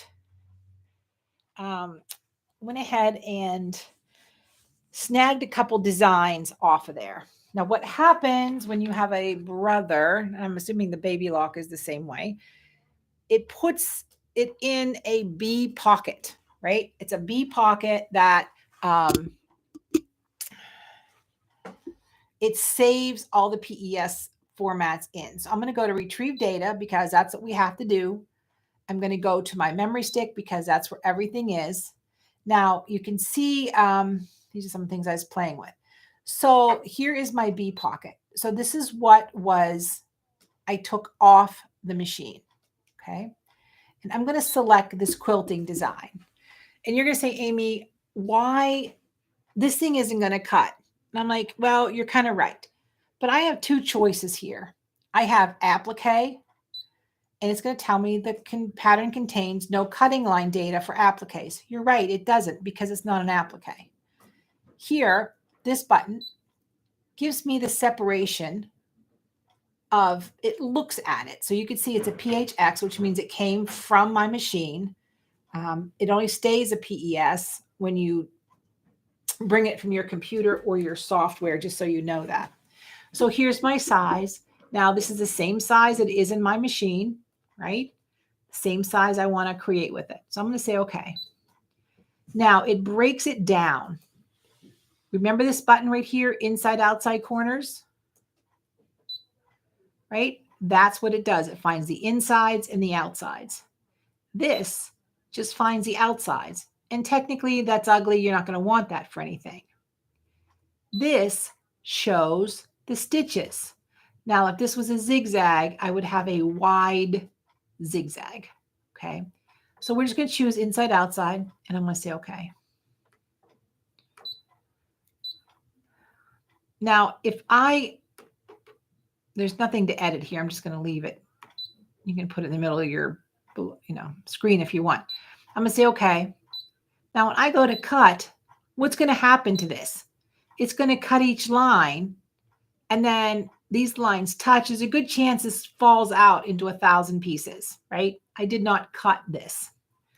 What I did is I chose to draw it. And you're going to say, Amy, why do you want to draw it? Well, because there are so many things you can do with your scanning cut. I'm going to show you. So let's think about this as a collection, right? I now have an embroidery file. I can draw with my glue pen, and I can make a foiling design, and it's kind of hard to see, a foiling design with the exact same embroidery I just did. I can embroider a quilt block. I can foil a quilt block. You ready for this? Maybe you want to practice your free motion quilting. I drew it onto sticky wash away stabilizer. Peel it off. Stick it on your fabric, right? drop your feed dogs, do some free motion practice. Put this on your long arm, people, on your long arm, right? Did you know that you can take your embroidery files and put them in your long arm if you have, I know with the Pro Stitcher, which is what most of them use, work with? Whoa, light bulbs should be going off at home. You should be going like bing, bing, bing, bing, bing, right? I have an embroidery file. I have something I can draw. So let's say you're making wedding invitations and everything is a theme, right? These young girls have no clue. I've been married to Ed 42 years. Man, I'm lucky I had a shower. And if it wasn't like handmade everything from God knows where my aunts found stuff. Now these young girls have these elaborate showers. Everything's the same color and everything matches. And so let's say this is the invitation, right? The invitation, I made it smaller and foiled it. And then here's my placemats that I free motioned. And here's my embroidery I put on the things. And then I can print it and then I can make my invitations. Oh, it goes on and on. I get so excited. This is, I want to say Aqua Magic Plush from OESD. It's a wash away sticky film, right? So if you were doing block by block in your long arm, if you don't have a robot, right? Some of us don't have robots. You can have your file to trace, wash it, it's gone. You want to practice free motion, muscle memory, here it is, right? So everybody got these markers and we all joked about them, right? You got this little pen holder, pop the cap, drop it in there, right? We all laughed at these little markers. So, oh, Judy, thank you. I can't get it off. So you got permanent markers, right? But there's ones that's purple and blue, just like your wash away air erase, just like you have now. You can still reorder those. However, I don't know if you don't even have the foiling kit, it doesn't matter. This, and those of you who got the scan and cut boxes, got your foiling pen, right? It's a glue pen. It's like a zig pen. It's a double stick glue, right? It has two functions. This is the universal pen holder. I put all kinds of different pens and markers and things in here. It's huge. I did the ink, right? Drew it, put the foil on it, pressed it. This one I got carried away with. And there's my foiling. I have the foiling kit. You don't need the foiling kit, right? I know these pens, I don't think these pens are on our website, but I could get them to you. amysews.com, and Ed put the links up where all the accessory stuff is. This is really not a sales presentation, but the stuff's there if you want it. So I just think it's amazingly cool. I can put a Sharpie marker in my universal pen holder. I can put a Pigma pen in. I can draw on fabric. I can foil the same design that I can embroider. And I can put that same embroidery file in my long arm if I have the robot. Okay. It's a STL file. You go open your software, save as, instead of PES, you're going to save it as a Statler Stitch file, I believe works in the other ones. But this is the stuff that gets me so excited. Yes, the foil pen works with, okay, here's the deal. If your machine uses a universal pen holder, you can put whatever you want in here, right? The foiling pens, the foil, whatever it holds, you can do, right? You're not limited by anything because the machine doesn't know. The machine's just drawing. It's just doing what you tell it to do, right? So this is what gets me excited. We buy these amazing things and then we're like one trick ponies. And I agree. I do a lot of embroidery. I cut more fabric than I cut paper. But there's times when you're feeling kind of crafty, right? And you just want to do anything. Oh, Judy, your husband's never going to be able to retire. I agree. Poor Ed, when he retired from his business, joined mine, and now he's working more than he ever has. So anyhow, so you have your little universal pen holders that came with every scan and cut. You have, yes, your 225 can read PES files. I do know that.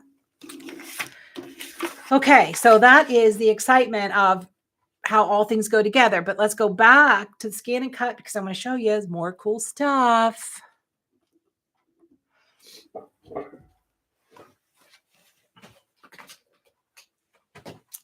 Okay, so let's go back home.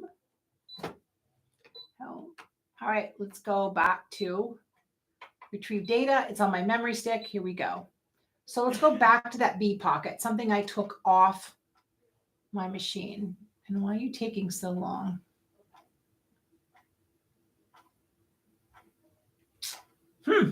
That's interesting. Come on, you can do it. You can do it. You're going to do it. Don't make me reset. What did I do? I just put open files. Oh my gosh, this is why we do lives. But this is also why I do lives. I don't edit things because if you don't know when bad things happen, how to fix them, then it's no good. You go home and this happens, and then you're mad at me because it never happens to me. So here's what we got to do. There's a joke involved here, but I'm not going to talk about it. I'm just going to turn it off. Is it going to let me turn it off? It's not even going to let me turn it. There we go. All right, we're going to turn it back on again. This is why I don't edit things. I have a lot of creator friends who said, oh, I spend hours editing things. I'm like, no, we goof up so you don't have to. That's why we learn together. If everything was perfect, we would never, I know things don't go well at home. And if you would see my trash can here, you would know things don't always go well here. Retrieve data. Come on. Can you do it? There we go. I don't know what happened before. So I'm going back to my B pocket. And I'm going to grab a different design. This is a mandala that's all satin stitched. Okay. So when you look at this, you can see how thick that satin stitch is. Cindy asked a question, how did I get it off my machine? Brother wouldn't let you. Brother won't let you take Disney off. You can take everything else off. So that's, yeah. You know what? I can show you how to get it off the machine. Sure. Just give me a second. So anyhow, here's this thick mandala, and this is all satin stitching. Okay.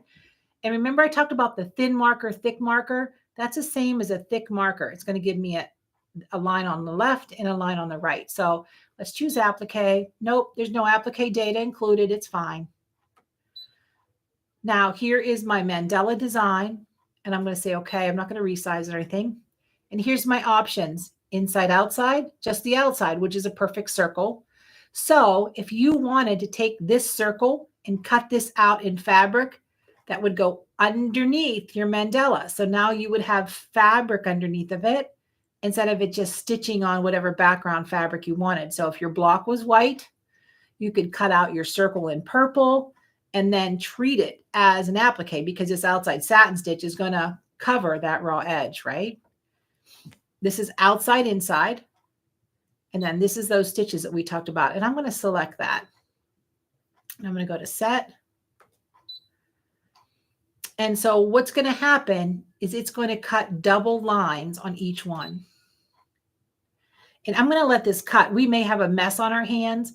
And that's why I say, and of course you can always draw it, emboss it, foil it. It doesn't matter.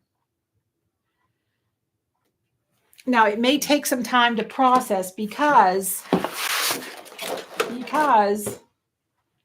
there's a lot of information to unpack there. So I have some pink paper. Just going to put on here. And do not put paper on your fabric mat.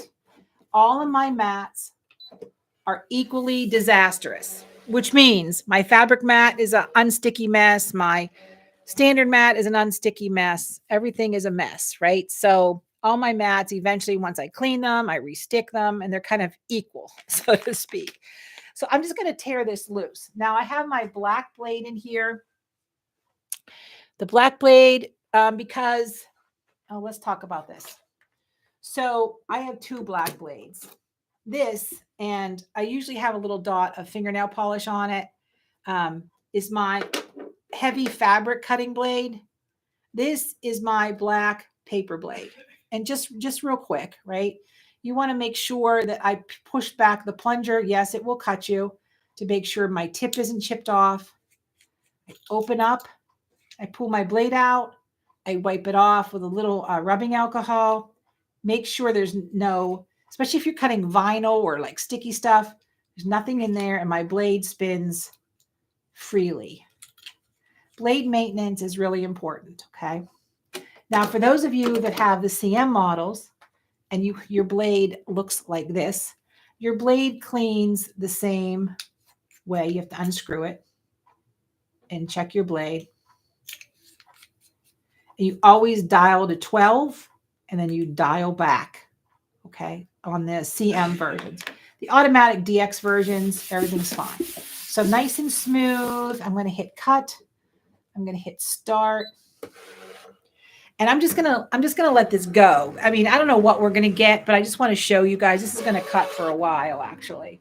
While this is cutting, I don't know how close we can see on my embroidery machine, but I'll see what I can do. So we're just gonna let it tear through. Up, see what's happening? It's zigzagging just like my sewing machine. Guess what's gonna happen? It's going to fall out. I'm going to have paper shreds, but that's kind of cool to see. Like I picked that stitch function. And so it actually is doing the stitching, even though now if I had a pen in there, it would be drawing, which would be kind of cool. So I'm like, we are not going to sit here and go through all that. So I'm going to pause it. I'm going to say, quit cutting because I goofed. And what an I'm gonna have to clean my blade after this. So what an absolute disaster this is, right? So you can see it just kind of chewed a hole in it. And then I have, oh my gosh, a mess on my mat. This is why I say I mess up so you don't have to, right? So if we did not learn that by any means. So we're just gonna go home, right? I'm gonna recall it up. And we're going to choose the other option. Oh, sorry. We're going to re-choose the other option. So I'm going to go here. And the last time I chose the thread, right? Here, I'm just going to choose the inside-outside lines. Now, I think we have a better shot of actually cutting something. Let me get a piece of paper.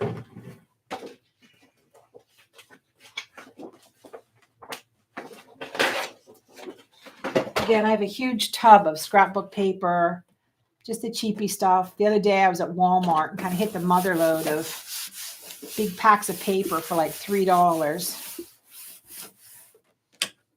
And that's also how I test my layouts. Like if I'm designing something, I'll cut out in paper first to make sure all my, everything's balanced. Cut and start. We talked about fabric blades briefly, right? So the fabric blade, the tan blade, when it first came out was fabric blade. It still is without fusible web. We haven't even gone there. So the black blade was when you have a fusible on your fabric, tan blade if you don't. And of course, our rotary blade is the most amazing thing on the planet for untreated fabric and cutting Bosal foam, cutting batting, cutting felt, cutting wool. All of that is absolutely stunning. So I don't know if you can see that it's kicking up a little bit of white in the corners. I could do a couple things. I could slow it down and that helps that. But this is also very inexpensive white core scrapbooking paper. So I just wanted to see what this turns out. So I'm not really worried about this. If I was making a card, this would bother me. So I would slow the speed down and maybe lighten the pressure a little bit, even though it's an automatic blade. Okay. All right. I'm going to let that go. That's going to take a minute. So we'll see what happens when it's all done. Why would the stitch function even be a choice on the scan and cut? That's a good question. I'm trying to think what application you would use that for.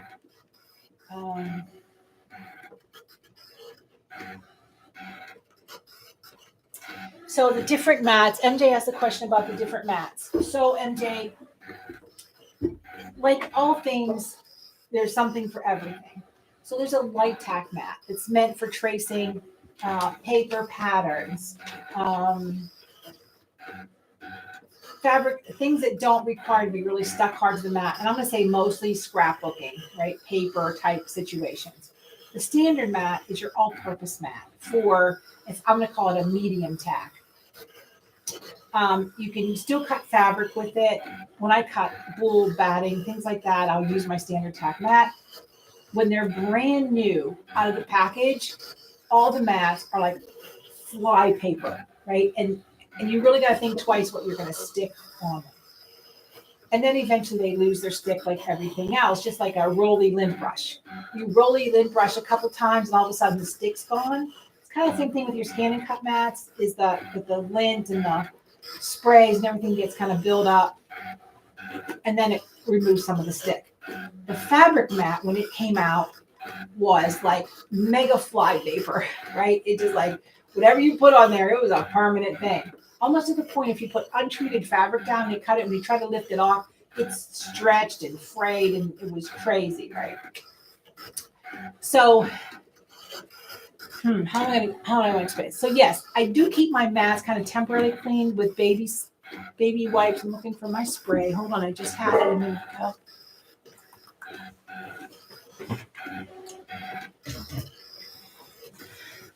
So one of the things that I clean my mats with, the dollar store, Dollar General, it's called Awesome Cleaner. You only want the greeny yellow one.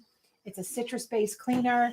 I spray it on my mats. I let it sit, and then I use a Scrub Daddy, one of those, or a rough side of a kitchen sponge, and it lifts everything off for me. So it really does a nice job keeping it clean. If I have an extreme moment, when my brain skips a beat and I have a really sticky mat and I put my fabric paper side down or fusible web side down and I remove it and all that web and goo stick, then my favorite thing, I think they just came in today actually.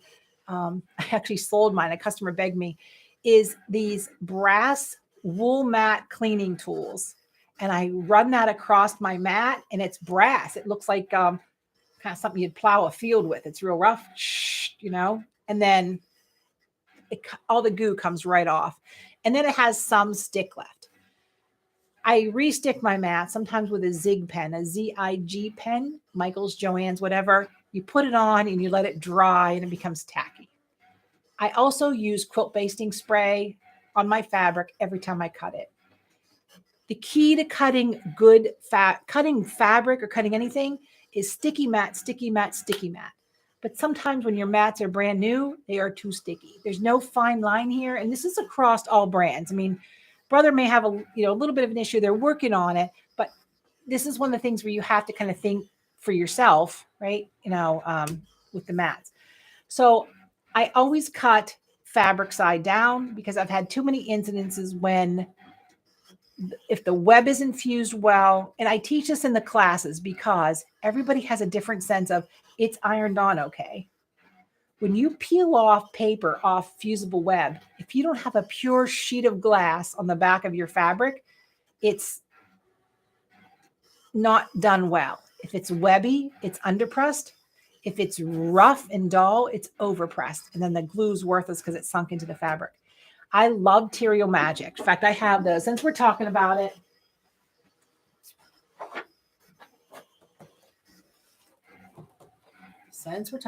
here we go.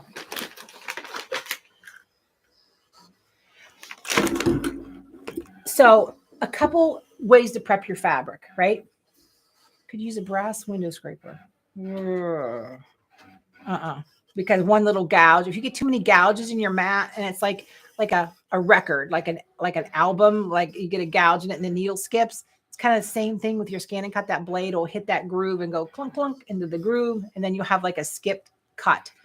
So prepping my fabric, Material Magic is awesome. It is gloopy, thick. It's liquid starch, and you put a layer on and you can hang it to dry, or if you're impatient, you can press it off. It turns your fabric to cardboard. With that being said, you can cut it without any fusible web on the back. I still love using my rotary blade for cutting fabric. If you are a crappy quilt piecer, and I'm going to hold my hand up here, like if bias gets you and your blocks are never square, I use Terrio Magic on my fabric. And then when I cut my triangles out and I sew it, there's no stretch and everything's perfect. So it's a little bit of a cheater for those of us who aren't the best at piecing quilts.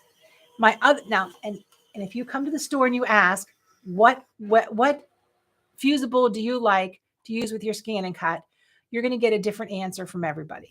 So, number one favorite is Hot Fix. Hot Fix is, it does not, everybody doesn't carry it. It is smooth and shiny. It's a sheet of glue. There's no webbing, right? So it presses super quick and it doesn't take long to put it on, and it's great. Okay. I love this stuff because it's easy to use. It cuts beautifully. It's not thick. It's either permanent or it's sewable. Not everything. Heat and bond, right? Heat and bond red label is no sew, which is fine if you're crafting, but if you want to stitch it, heat and bond red label is not going to work. Heat and bond light, that's what Sharon uses. This is the Hot Fix, what it looks like. Sharon likes heat and bond. Jim likes Steam a Seam too. And I kind of like Steam a Seam too also, because I'll tell you why. When you press it, first, these little grids have nothing to do with anything, but it's a double fuse. Okay. So when you fuse it on and you cut out your item, it is now sticky on the back of your fabric. Why is that nice? When you go to your embroidery machine and after it shows you your placement, you take your cut piece, you lay it down, and it will stick there until you remove it or till you heat it. Okay. This is a little heavier cut, right? So if you have a CM model, you're making adjustments. Instead of you cutting fabric at 3, you may be cutting fabric at 5. The automatic blade knows that. That's why we like the black blade. I have a fabric only black blade that does fabric with fusible. So your choices are Terrio Magic, right? Hot Fix, Heat and Bond Light or Heat and Bond No Sew. There's also Heat and Bond Feather. And then there's Steam a Seam. So Teresa just says, watch out using some of the fusibles because it makes your applique stiff. You aren't kidding. I have seen applique quilts that come in here that you could just stand them up in the corner by themselves because the fusible is so heavy. So the Heat and Bond came out with the feather, which is really nice. The Hot Fix isn't as light. A lot of Steam a Seam too, once it's activated, it kind of rinses away. But yes, if you go, I'm going to say straight Heat and Bond is probably, and Wonder Under. Wonder Under has been out there for a million years. It's probably the most basic of the webs, and I'm not a real fan of it because you have to be a really good presser to make that white. Thank you, Joanne. So yes, I cut my fabric face down, right? Paper side up, because if there's 2 scenarios, I do fabric side down, right? And I have to mirror image all my designs. We talked about that in Canvas and on the screen. Then I have the paper on it. I can throw them in a little baggie, block 1, block 2, block 3. I can come back 5 years from now, which never happens, by the way, and I can use them.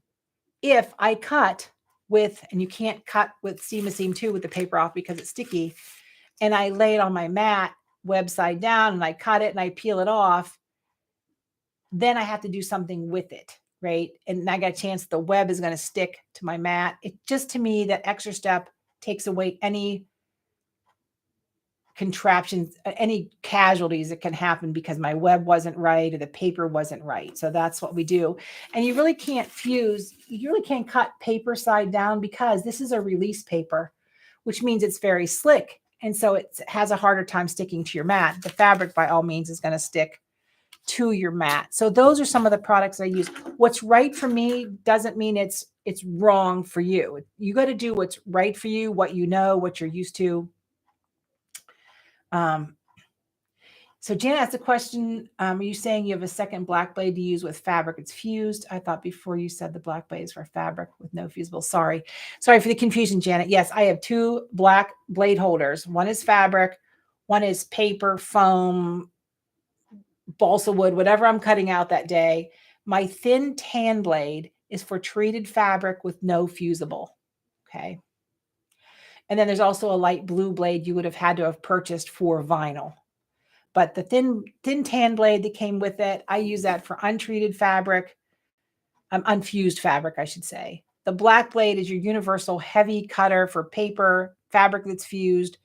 I treat it like my fabric scissors. This is my fabric blade because in my studio, I've got Jim in here creating who knows what with paper clips and Chanel stems and who knows what he's cutting. And then sometimes it goes in the classroom. So I just feel better that my fabric blade is like my fabric scissors. It's mine. All right, let's go see what kind of mess we made over on the scan and cut. All right, so we took that embroidery file and I lost my spatula. There it is. So I'm going to gently lift up my corners. There's my first perfect. I think I never get tired of that lifting off that paper and seeing a perfectly cut anything. All right. So I'm not sure what's going to happen here. We knew it had a double-sided cut. I don't eject my mat. Oh, this is going to be really hard to get off. See how thin those cuts are? So let's see. Let's see if I can do it. I doubt it, but we'll try. And this is the case where if my mat was so sticky, I would never, ever be able to.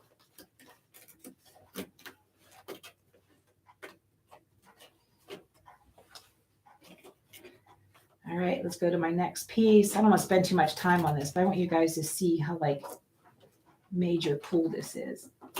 And again, probably double core paper is probably a better answer. But you don't know what doesn't cut away. So before I would go through all this with fabric, I would want to know what it's going to turn out like, right? Before I waste the fabric. Not that we don't have fabric to waste, but holy smokes.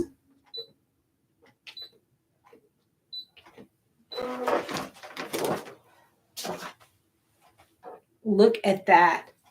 What did we just make? We made something with our embroidery files. Guess what? You've now made a stencil for the top of your cake, right? Cake, powdered sugar, brownie, powdered sugar. Give that to the kids and some spray chalk. You got mandalas from your driveway, your front porch. It just goes on and on. So how cool is that? So now now you're gonna think like, oh my gosh, every embroidery file is a cut file. I get so excited. I know. I love to bake. Joanne said, I love to bake. I have so little time in my life, and I'm not complaining because I love these classes and I love my store.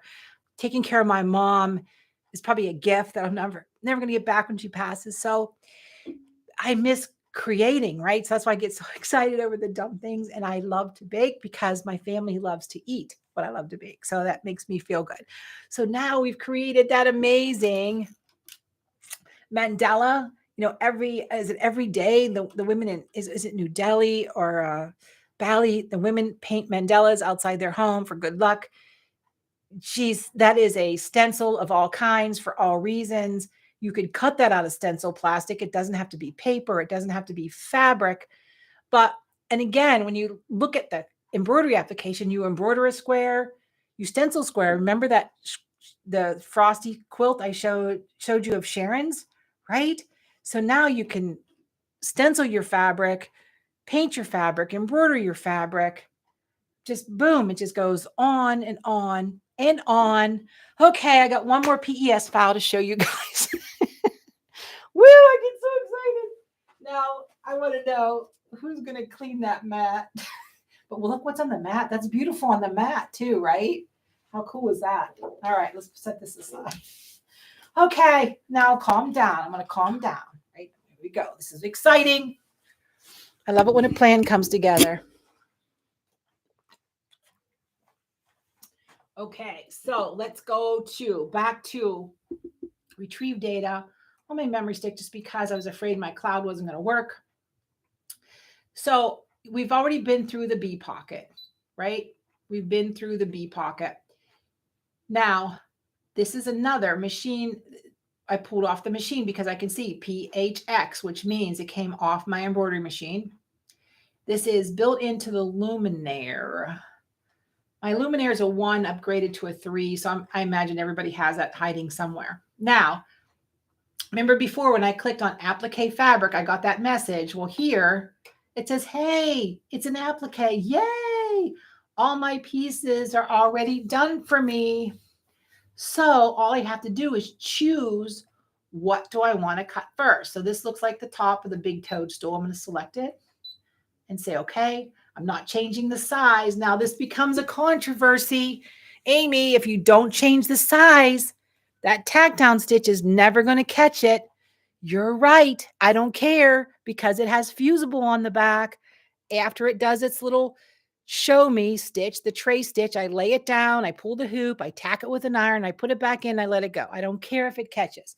If you want to go in there and make that stitch a little bit small, a little bigger, yeah, you have more time than I do. So that is controversial. We're just going to let it go. And I only want one piece. I'm going to say set. And there is my toadstool, the top of my toadstool. Now I can go back to add and I can get, now this looks like the other toadstool. Okay. And again, I can put as many different fabrics on my mat that I want. Here's his hat. So I would put a piece of fabric here, piece of fabric here, and a piece of fabric here. And then when I scan it in, I'm going to move it and see what that's all about. And I just realized my mat that I'm going to cut on is full of paper. All right, I think you guys understand. So we're gonna pretend this mat is empty, right? I know it's not. Let me get an empty one.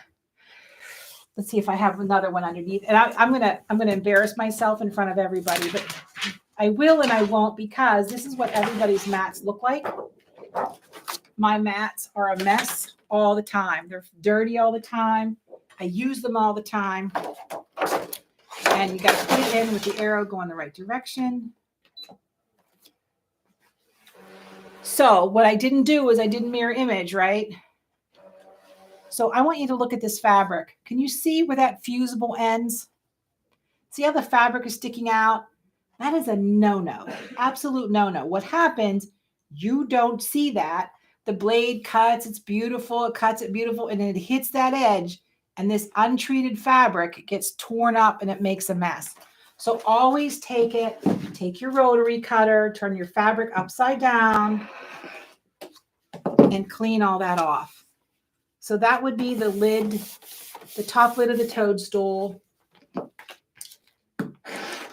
This will be the bottom of the toadstool. And then here's the other part of the toadstool.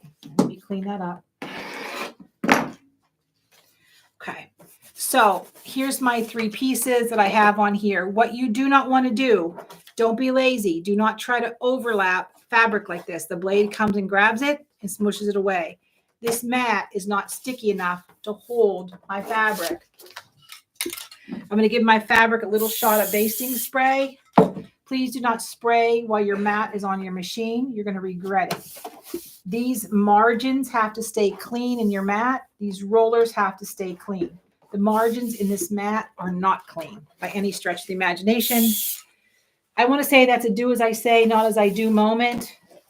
I'm willing to accept the consequences, but we have so many newbies who just want to throw their scanning cut in the trash because they say it doesn't cut anything and it's worthless. It just takes a little bit of your own time to learn the ins and outs. So I'm going to scan the background.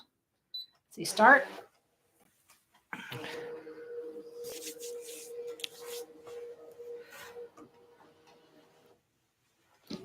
And I'm going to close my rotary cutter so I don't lose a finger.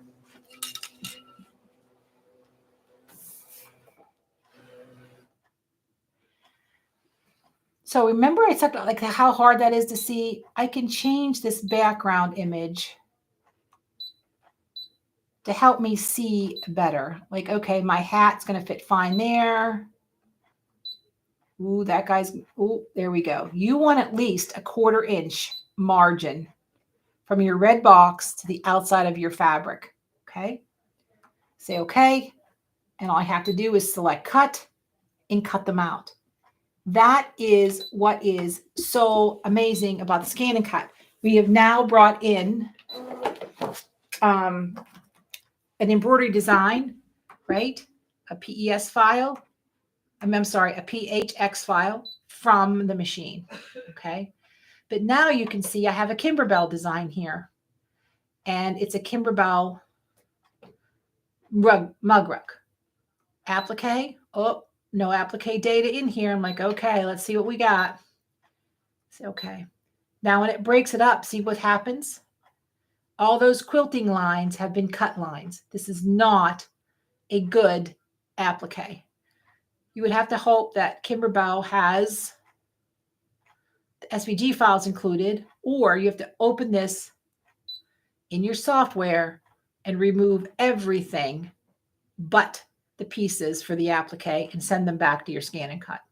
So not everything is created equal. Okay.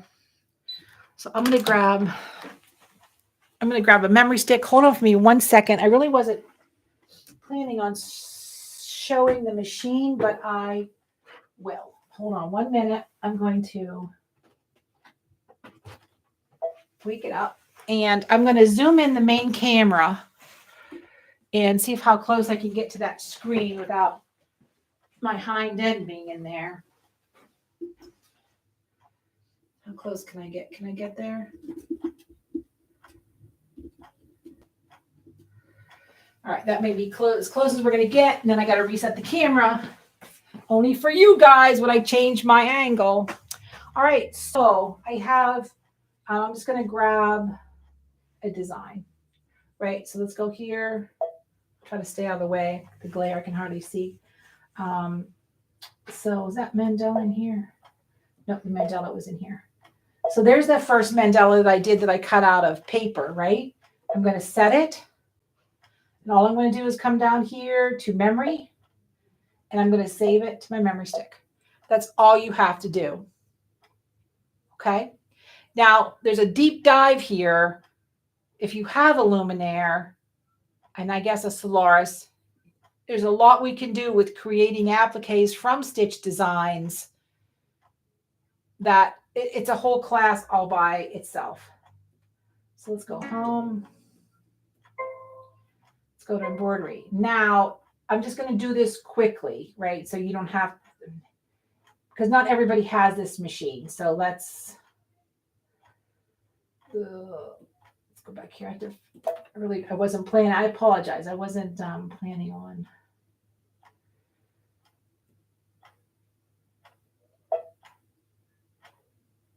These are too big. Let's get the teddy bear. All right. So these are already appliques, right? I didn't have to do anything. They're already appliques. When I go to set, right, you'll see a dotted line with a little pair of scissors. It says applique fabric. That means it's ready to go. When you save this, stick it in your machine. Applique files have already been selected. It's going to be easy breezy. So let's go back and find, let's get a letter. That's not. You can tell when I'm not prepared. Let's grab this ballerina. So set it. And I look at the colors. This first color is her arms. There's her legs. So there's her dress. In your color folder, if you have pre-selected Isacord, Robus Nanton, Sulky, whatever threads you use, you want to go back to the simple embroidery or the country color. Right here is a button that is those scissors with the orange dotted line. I'm going to select it. It automatically turned that orange. And I'm going to say, okay. I'm going to go to memory and I'm going to save it on my memory stick. Now I'm going to go back to the scan and cut. And I don't know what's on this memory stick because I just grabbed it, you guys. Sending me down a rabbit hole. All right, let's go home. Retrieve data, memory stick. We'll see what's on here. So here's my bee pocket. There's my little ballerina applique. Okay. Set. Okay. So it turned that into applique files, even though that looks like stitching. That piece right here is going to cut out in fabric, and it's going to be her dress is now applique. Now that doesn't change the design any, right? So that doesn't make the design an applique. It just took whatever that, whoa, that scared me. All right, hold on. That's what I get for messing with the camera.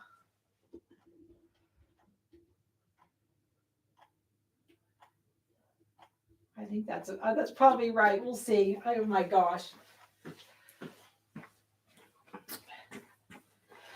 Just burnt your pupils out your eyeballs. That's still pretty close, but that's better. Okay, so yes, Marie asked, can her dream machine do the same function? And I can't answer for all baby locks, so I'm just going to say this. If you have a Brother machine, I don't care how old it is, with a color touchscreen, like a decent sized color touchscreen, when you go to your color chart and you scroll down to the country colors or the embroidery colors, the very basic palette, not a branded palette, and you see that little orange button with a cut pair of scissors and a dotted line, that's applique material. Okay. That makes it cut on your scan and cut. Now, it doesn't change the fact that ballerina is not an applique.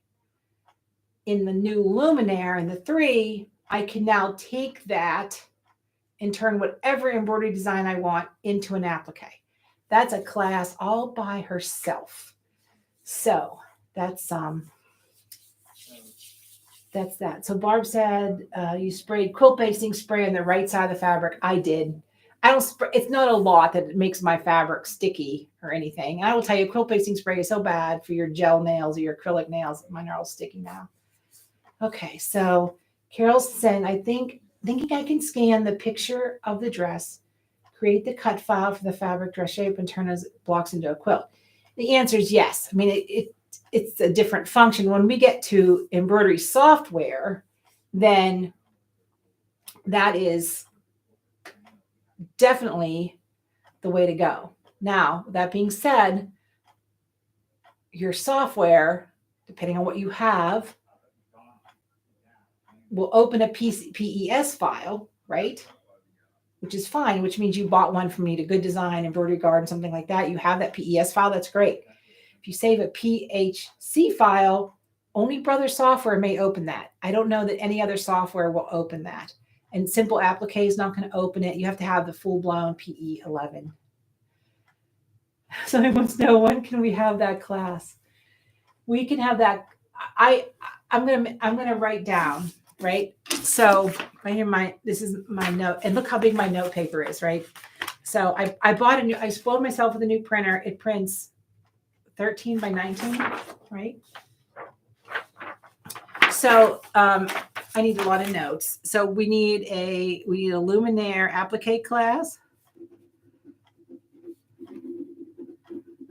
And what was the other? Oh, we're gonna do the quilt to scan and cut, how that works. And I'm trying to think, what was the other one we were gonna do? I don't know, but you can let me know. But those of you who are in the boxes, I will tell you, I didn't tell Ed this yet. I know you guys paid for this, but I'm gonna see if Ed can add this to your library, so it's always in your library with your other scan and cut box classes. So you have PEP software. I will tell you, I have to say, I love the Dime software. It's so easy for me to use. You can use a different wireless Genome to transfer embroidery files and scan and cut. So the original answer is no.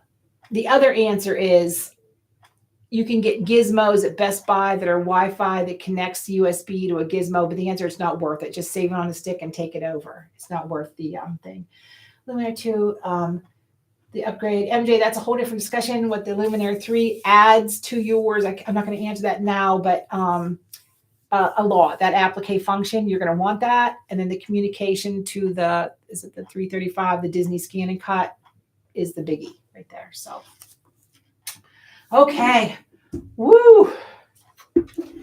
We're making quite the pace, I have to tell you. So if you have any other class suggestions, if you like this format, I love doing these live classes.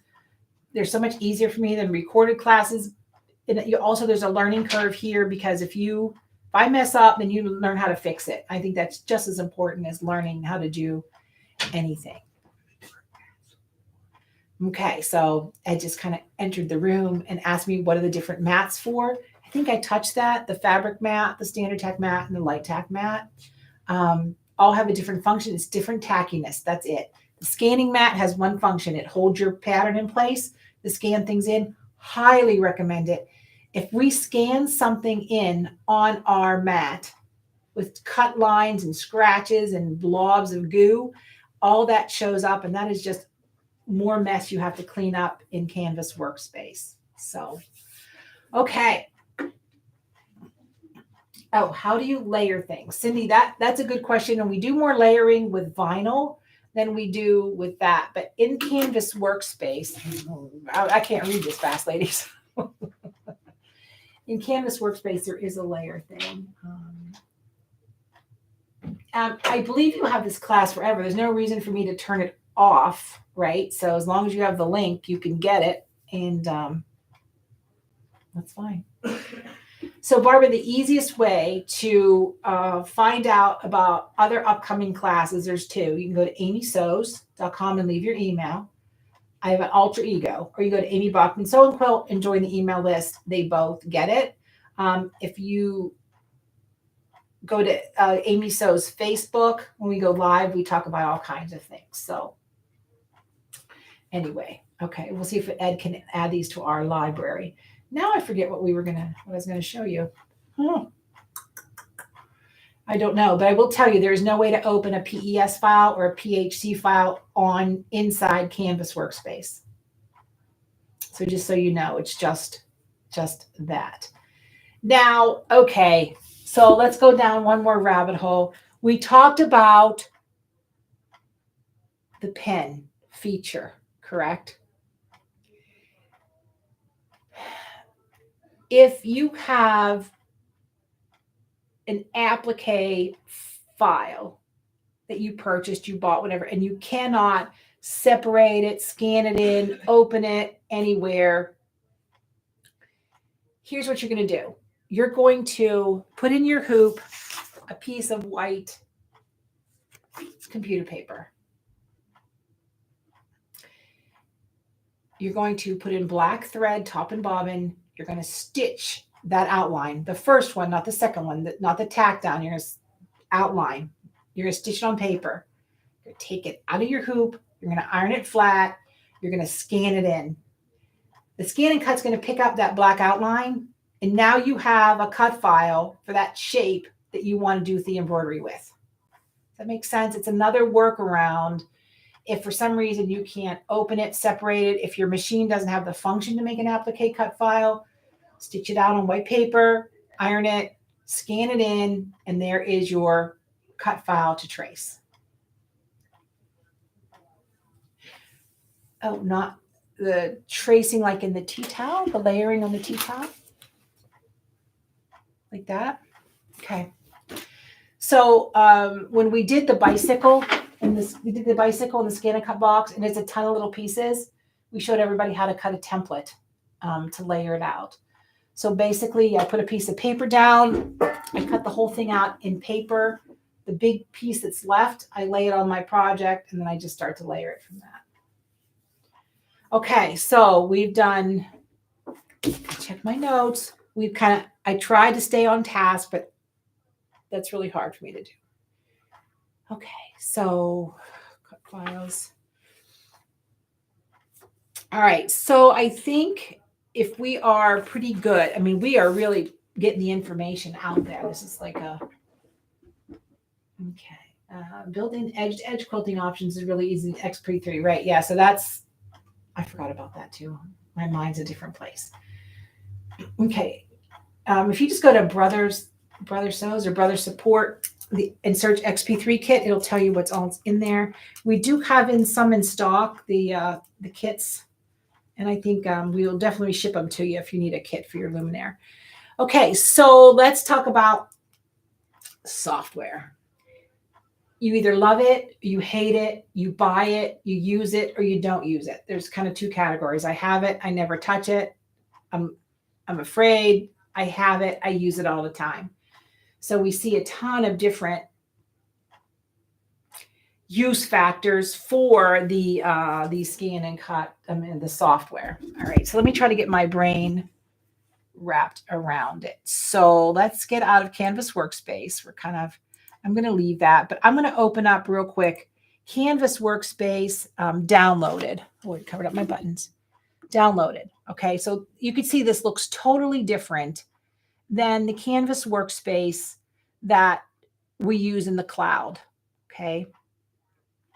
The buttons are in a little different place. Things are in a little different place. It has a little more function features to use. Now, when you register your kits, it sticks to the online as well as the others. But you can see the shapes are broken up a little bit different. Here's our same button to find an SVG file. Here's our text function. We didn't talk about text in the other one because text is hard to see on the other screen. That makes your little shape tabs go away.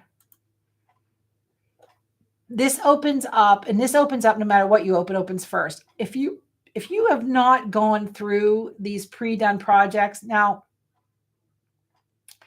Brother's focus here mainly is paper crafting, okay? Not a big paper crafter, but I do like to make my gift cards for my packages. I'll make some, some little gift boxes. I will make a quick card. I don't know if you've been, and nothing against the Hallmark store, but by the time you pay $8 for a card and you wrap a package, you probably could have given them a $10 bill, But anyhow, when you look at these, right, I see fabric, don't see paper, okay? We talked about looking for a bunny. So when I click on this is all about making a card. So what do we have here? The card shape with the holes cut out. They give you the PDF, what they call the recipe, everything you need to know how to make it, and a video on how to build it. So when you look at these pre-made projects, let me scroll through here. Like these little triangular gift boxes. See how cute that is with the cutout? You put little candies or things in them, put a little piece of plastic behind this. If you took fabric and you fused it to another piece of fabric, you actually have a piece of canvas. These would work out great with that. So think fabric, not paper, when you're looking at some of these. Yes, reverse applique, exactly. So you just have to take a little different approach. So you have a little drawing tool that we don't have. We may have it on the online to make our own shapes. You can see my cursor is nice and small now. Over here, you have your properties. So if I bring something on the screen, let's bring in, I want to show you something. So when you look at this, remember we talked about the mixer earlier? You can say, oh, that's perfect. I'm going to make embroidery files out of it. It's going to be good. What happens is, see down here, this little black dot? If I download this and open this up in my embroidery software, you know what I get? 10,000 jump stitches back and forth to here. And you're thinking, what on earth is going on? That's why you always have to look for those little dots. So when I click on this, here's my properties. I can cut it, draw it, pierce it, whatever I want to do. Remember, we talked about fills and lines. The point width, that's more for drawing than it is for cutting. Here's my size, my aspect ratio, my duplicate button. Shape is too large to fill the hoop. Okay. This is the layering we talked about. And that, again, I use this more for vinyl. But if I had more than one thing on the screen, let me just put a couple shapes on here, right? So some of these were to overlap.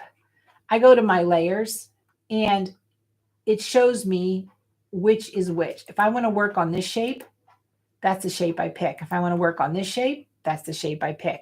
So sometimes having the layers on the screen, this helps you see what's going on. Okay. And your artboard is what size mat you're using. Do you want to show the ruler on the sides? You won't want to show a ruler. You want grids, all that kind of stuff. So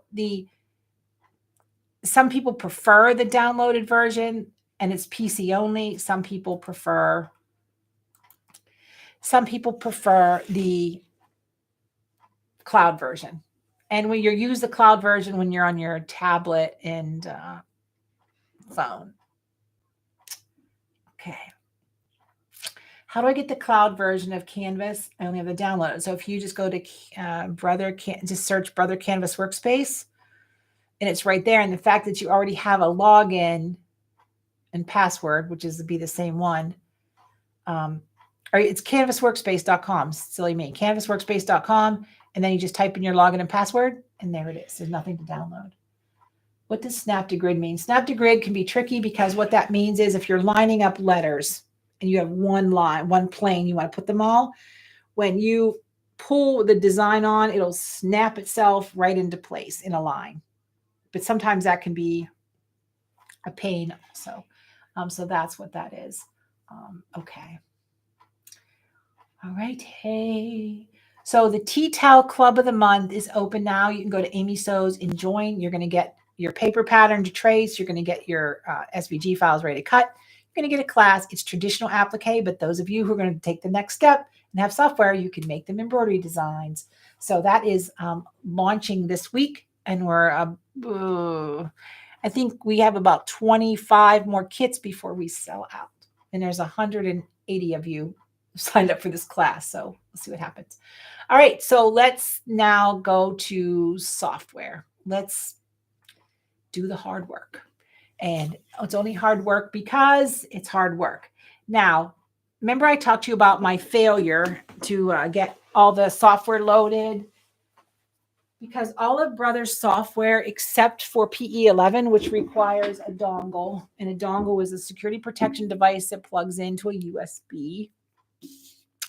All the Brother software has a code.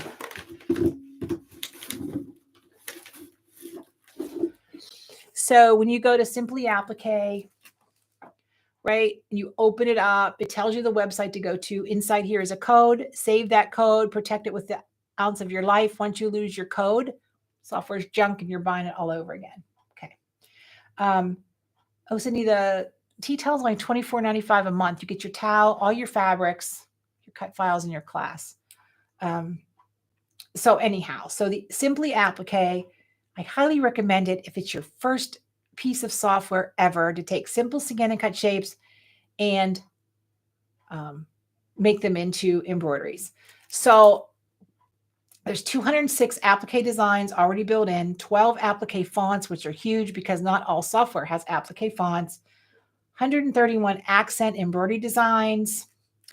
You can merge, remove overlap, build in stitch type, which is really nice.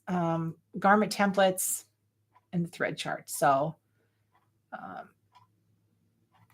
if you have, you wouldn't be here if you had another cutter. You may have another cutter, but it saves in other formats. And it does all the, Joanne, you may have to help me with this one, is the PCS file. That's not out of the machine, it's PHC. Anyhow, there's different formats and you save them on different inside coming from the machine. So anyhow, so it's a great way to go. The BES Blue offers you a little more as far as design goes. I have to show you PE11. And you're going to ignore all the buttons except the scan and cut and image buttons. So for that, I apologize. With Brother's website down, I could not activate anything on my new laptop. Woo! Okay, so take a deep breath. Take something to drink. Yes, Teresa, Simply Applique is a standalone software. It doesn't care what machine you have. It is PC-based, not Mac-based. Cindy, you're not going to need a whole lot of lessons for Simply Applique because she's a one-trick pony. It does a couple things and that's it. All right, let's open up PE11. So there's a lot of buttons here. You do not see all these buttons with Simply Applique. Scan and cut, right? This lets me import something that I have scanned from my scan and cut. Or I can, now this is where everybody's software is going to be a little different. And I apologize. I mean, I'm not going to apologize, but if you have Viking software, if you have Bernina software, to get artwork in here, you probably have to do file, import artwork. Every software is going to be different. You can see I don't have that in the Brother software because it knows I'm opening something. If you just go to open, right? And I go to my desktop, there's nothing here that's artwork. It only shows me PES files. I go to all files. It'll show them, but it's not going to open them. Okay. So it's usually file, import artwork, or in Simply Applique, you're going to go to scan and cut and grab your file. In Simple Applique, you have this button right here. It says Applique Wizard. Select it. Now it'll just say convert to Applique. But it's going to ask me, do I want applique material? I don't want that extra stitch in there because I don't need it. You want a tack down? Yes, I want a tack down. What kind of tack down do you want? The covering stitch, which means the pretty stitch. Do you want a zigzag? Do you want an E stitch, a V stitch, a chain stitch? Okay. Now, and then output. I don't want a distance. I'm going to say okay. And there it is. It's that simple. Here's my trace, my tack down, my finish stitch. You can see I have 3 different colors here. So it has a color stop in it. So it's that simple to convert this to applique. I bring in the bowl. I make the bowl an applique. And then I put them together all at once in the end. What Simply Applique doesn't do, or BES Blue doesn't do, is you can't build your image. Right? I can't build my picture of my mixer and then tell it to applique it. It's only going to applique the outside piece. It doesn't know each individual piece is a different color. So I digitize my bowl. I digitize my stand. I digitize my heart, whatever I want to do. And then I put them all together. Yes, do they overlap a little bit? They do. And this is where it comes down to, am I okay with it? If you're okay with it, I have no problems with it. Some people are like, well, I want it to look like a real embroidery design where nothing touches and it overlaps, and this is a satin and this is a fill and then this is a thing. Then you're digitizing, which is a whole nother animal. Okay. So that's where you have to be okay with this, right? I don't know that I have, so I have image. Let me open an image from a file. Do I have anything in here? So this is where you're going to open BMP images, window images. I don't have anything in here because I was just doing the scan and cut stuff. So after you create your applique in Simply Applique, you're going to go to export. It's going to ask you save as an SCM file. Well, you already have that. Send it to Canvas Workspace. Well, I've already cut that. So this is kind of working backwards. Now all I have to do is go to Home, File, Save As, and save it as a,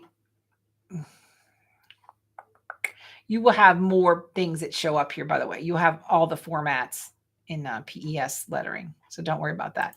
Click Save. I put on my memory stick and off I go. So it's that simple. So if I've saved my mixer, let's make sure I save my mixer. Save as, I was going to name it mixer. Oh my gosh, I'll save it as that. That's fine. And I'll save it. And now I'm going to go to New. And I don't have to trace my heart. I have a heart. Here's my heart for my mixing bowl.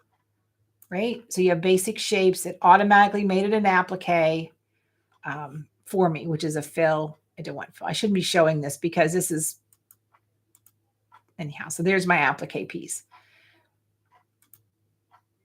And then what you do is you bring them together.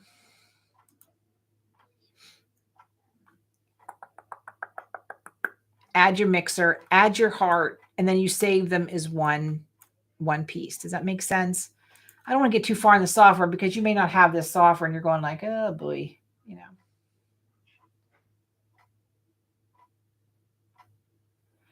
Oh, thank you, Joanne. She said the PHC file, which Simply Applique opens, is a file format before the Luminaire PHX. So cool beans. And there may be an update that updates to PHX. All I know is if you have Windows 11, you may have to email Support It Brother to get a different code to work with Windows 11. This is based on 10. So anyhow, so that's all you're going to do with your Simply Applique. You go to Scan and Cut, you bring it in, right? You import it.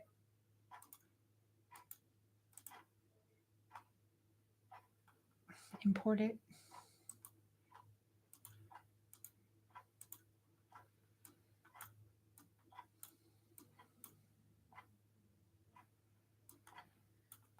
Import it. Go to Applique Wizard. Make it an applique. There it is. Take all your other pieces. Build your design and off you go. Right? So that's basically what Simply Applique is. And as soon as I can get mine loaded, I have everybody's emails. I can do a quick tutorial on Simply Applique. That's not a problem. All right, so let's open Dime software. And so this is the PEP. I love my PEP. It does a good job. So this is where you're going to go to File, Import Artwork. This is like most softwares, right? You have to import the artwork. And this PC. I am so sorry. I'm so used to my Mac. I'm like struggling to find my desktop. Nope. Oh, this is crazy.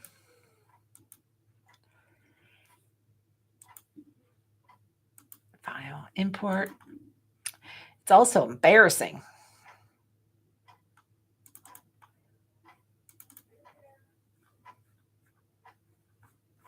Where in the heck? Marto, you out there?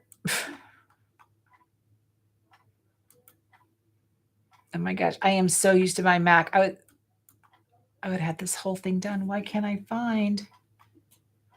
Oh, documents. Documents? No, it's on my desktop, right? This is embarrassing. Not under apps. I hear Ed's feed prints coming.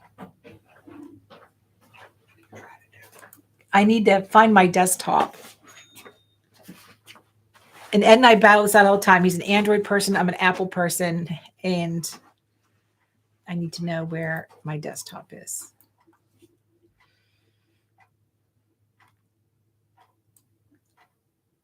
Oh, duh. Okay. It's not under documents. No, there it is. The top. Jeez whiz. Thanks, Ed. Thank you, everybody. Lord have mercy. That's so stupid. Okay. Note to self: never to get a new laptop the day before you get your class. Okay. And Ed yelled at me for not putting things on my desktop, but I'm working. So anyhow, here's my image, right? File, import, artwork. Hopefully you know where your artwork is, right? Now with most softwares, Floriani, Viking Premiere, Bernina software, it is right click, convert to applique.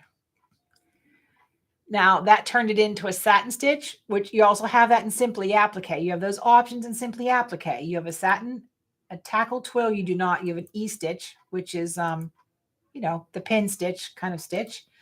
And then you have a motif option, which lets you take some of your decorative stitches and have a little fun with them and turn them into decorative edges. And this is one of the things we do in the Tea Towel Club, but we're doing it with sewing stitches, right? Traditional, using a lot of different stitches. I can change my stitch length. I can change my width. I can do all of that, right? So the tack down is a run. You can take away the tack down. You don't need a tack down, and see how it cleaned the image up. because once it does that outline, you lay your fabric down, right? You lay your fabric down, and then it does the fun stitches, right? So that is pretty cool beans. And again, a satin stitch. And when I say satin stitch, the applique width is 3.5. I don't recommend anything smaller than that. If you get it too small, and nothing makes me crazier, and I'm not going to name names, but I get beautiful applique designs. You stitch them, and this applique width is narrow, and the fabric starts to pull out from behind. No matter how careful you are, it makes me crazy. If I am digitizing an applique from scratch, right? And I can show you that here, how simple it is. When I do what I call my trace, that's the first layer of stitches. It shows me where to place my applique. And you do your tack down stitch, which I don't do if I'm doing the pin stitch, the one that looks like a letter E. I slide my hoop off. I take it to my press board. I tack all my pieces down with my iron. I don't need a tack down stitch. It's one less thing to stitch, and it's one less thing to show up if I don't want to. And then I can use my decorative fill. I always make sure my width is wide enough. Now, the good thing about using fusible web in your machine embroidery appliques is the fact that if that stitch doesn't cover, it's not going to lift up after washing. Okay. There's a couple on the Smithfield Street where, we did old school where we trimmed around it. If you trim too close, and that comes up, right? So that is the pros and cons of using a fusible web and not using a fusible web. Okay. So that's, it is a little more forgiving. And then if you have things, it's a little different look, right? Okay. So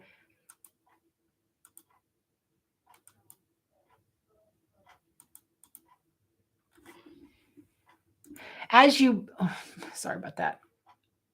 Always got to grab your selector tool.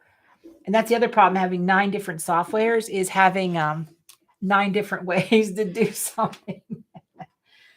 Okay, so this is traditional applique, right? Just satin stitch. It's 3.5. Let me make it wider. I know this is really not the point of why you're here, but I think it's good to know the foundation of everything. I wouldn't go wider than 4.5, and you surely can't go wider than 7 millimeters because your embroidery machine will not stitch that wide.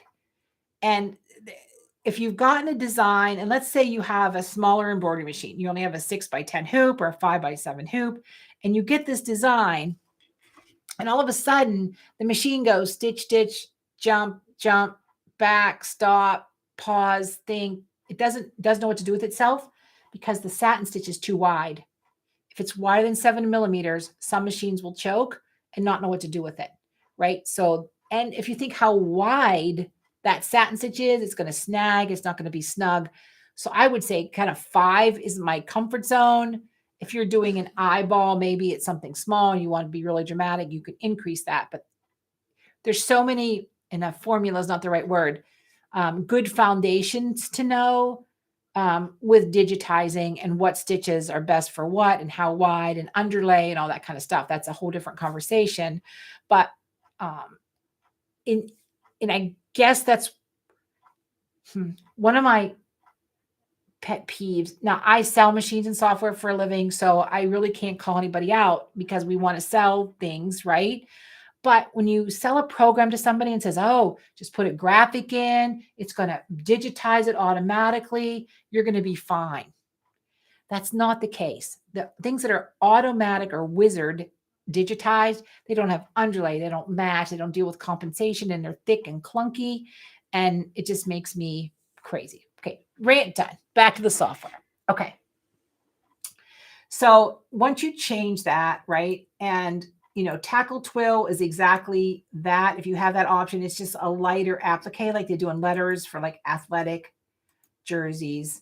The symbols are only in dime, and I think they are just super cool. Some of the things you can do with, I don't know. There's days I get nothing done because I get so distracted, and I know I shouldn't get distracted, but I really get distracted. Like who doesn't want donuts? Who does not want a mixer covered in donuts? Right? So I know nothing part of the class, but it amuses me. And there's days I find myself playing with stuff I shouldn't be playing with. So anyhow, so that is, you're going to file, import artwork, grab your FCM file, right? Right click, convert to applique, and you're done, right? Choose your applique. I take the placement stitch away when I'm doing the E-stitch because it looks cleaner, okay? So it's not hard to do the software. So let's work backwards. And I don't have, again, brand new computer, silly Amy. So let's see what we have.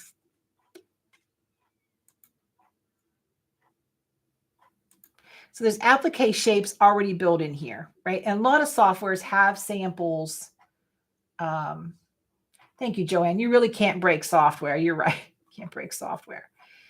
So let's take a look at, well, we got an Easter theme going on here. Let's go to rabbit. And to me, this is a really creepy image. I have to just say that out loud. So I'm going to,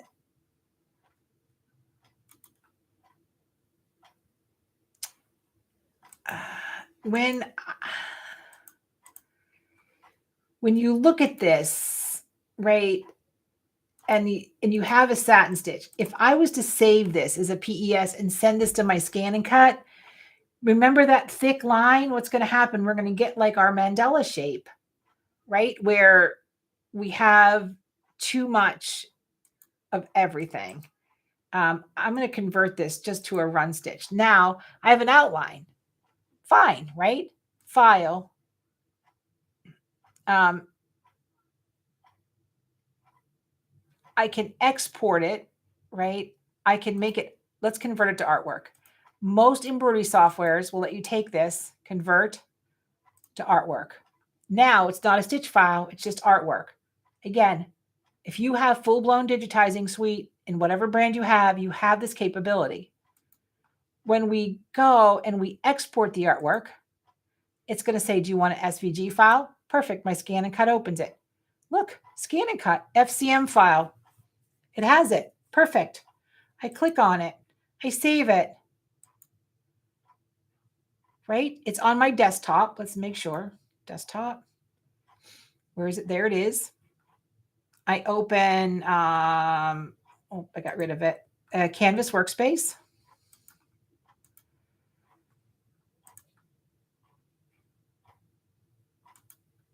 Look, I'm already logged in. I go to new. New. I go to SVG because it's an SVM's file. Choose it.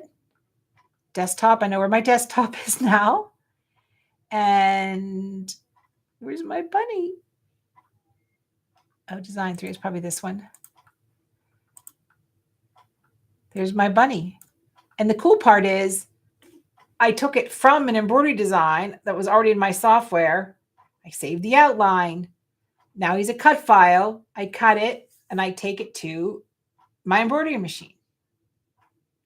So you can work all different directions, right? Just because if you open an embroidery design in your software, isolate the piece you want to embroider, right click, convert to artwork, export artwork.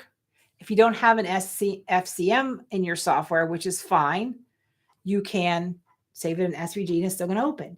Now you have a cut file, you have an embroidery because that's what you started with, and you send it to your machine.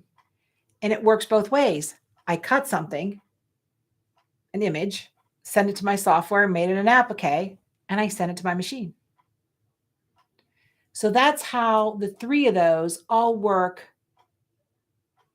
together. There's our trifecta right there. So it's just a matter of, even if you have to write it down on a piece of paper, I'm going to trace it in my scan and cut. I'm going to save it as an FCM file. I'm going to open that in my software, and I'm going to save it in my embroidery machine. If you just kind of write the little flow so you know, if you take a PES file and you save it, open it in your scan and cut, isolate that outline you want to cut, right? It's not going to have applique fabric material attached to it unless your machine has that function. And then you put them together. And then they work together. If you purchase an applique file that's designated as applique, right? Open your scan and cut, you cut it, you open your file and you stitch it. So that's why I came up with the trifecta. It's the perfect triangle of everything you have in your sewing and embroidery room. It is, I know a lot of dealers don't sell the scan and cut because there's so much involved with, teaching and that kind of thing. I mean, we have our scan and cut clubs. I have the scan and cut boxes. It is made our life so easier. Just like quilters who love the Accu cutter, the Accu quilt cutter, you crank it out and the shapes come out. Nobody has to think, nobody has to cut, right? We need that easiness in our life. I'm lucky I have 5 minutes a day to prep, for your classes, let alone change software in a laptop, which was silly. But it makes our lives easier. Our time is not our time anymore like it used to be. Very few of us have the luxury of home all day. And I'm hoping that's coming soon.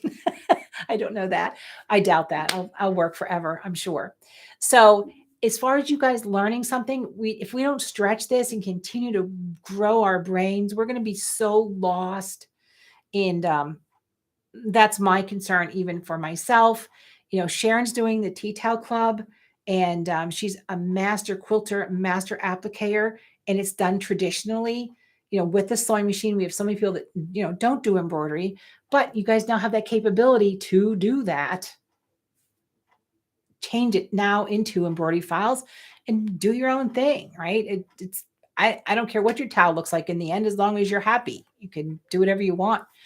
And so that's why I think our next long class like this, now, of course, we didn't go till 3:00, but we got a full 3 hours in, is how the scan and cut relates to my quilting. How am I cutting my squares, my triangles? How am I creating the finished file to quilt my quilt?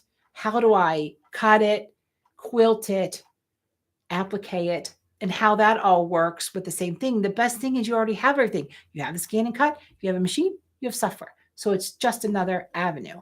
I'll probably touch a little bit on the Dime quilt piecing in the Hoop software, the MyBlock Piecer, stabilizers for that kind of thing. But that is just another part of that trifecta that I love, and I love being creative with it. So someone just asked, what computer did you get that can handle the software programs? So if you're budgetless, right?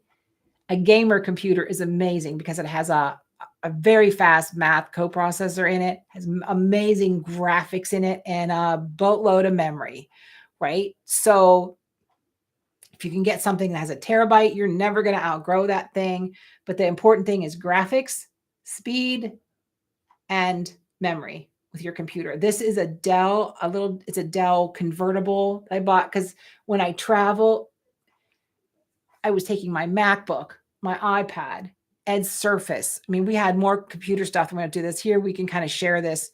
But it's a Dell, I think it was $1,400. It has the Intel Core processing, which works. But some softwares are hogs, memory hogs, right, with your computer. So, and my MacBook, although I was running Parallels, sometimes the Parallels just didn't play well, right, with the software. So anyhow, that's where we're at. So offering classes on PEP. Nancy has a Dime class next week, but I know you don't live here in a couple of weeks. Dime has a software success Dime every other Tuesday. The next one's the 21st. So Inspirations by Dime, I think, is the website. And I know Eileen and her girls do are doing lessons, which is great. There's a lot of videos on YouTube also. It doesn't help with the practicality of what you want to learn. Like there's 10,000 things that Dime Software does, but I just needed to do an applique. And so maybe like that sectional learning is better. Yes, the class is recorded. As long as you have that link, you can use it anytime. I'm not going to take it down. I'm not going to limit how many days you have to watch it. It's not my thing. So all I ask is you please don't share the link because you guys paid for this. We put time and effort into it, and I appreciate it. Eventually, it'll be for purchase on amysews.com for those who didn't take the class. Vicky says she has lots of software. I know. Yeah, the gaming laptops are amazing, but they're ripping expensive. But that's just me. So you can always reach out at support@amysews. If you need to find me, that's where we run our subscription boxes, the Applique Tea Towel Club. And we have product there as well. I want to be a good resource for you guys. And this is March, April. I have kind of a busy May, so we won't see another class for a couple months, I think. But I would be glad to let you know. I have all your emails as long as I have permission to keep emailing you when something pops up. I'm going to add you to the email list at Amy Sews. I'm glad you learned a lot. The Tea Towel Club is all virtual, right? We mail the kit to you. You watch everything in a Facebook group, and it'll be in your library at Amy Sews for you to watch it anytime. So.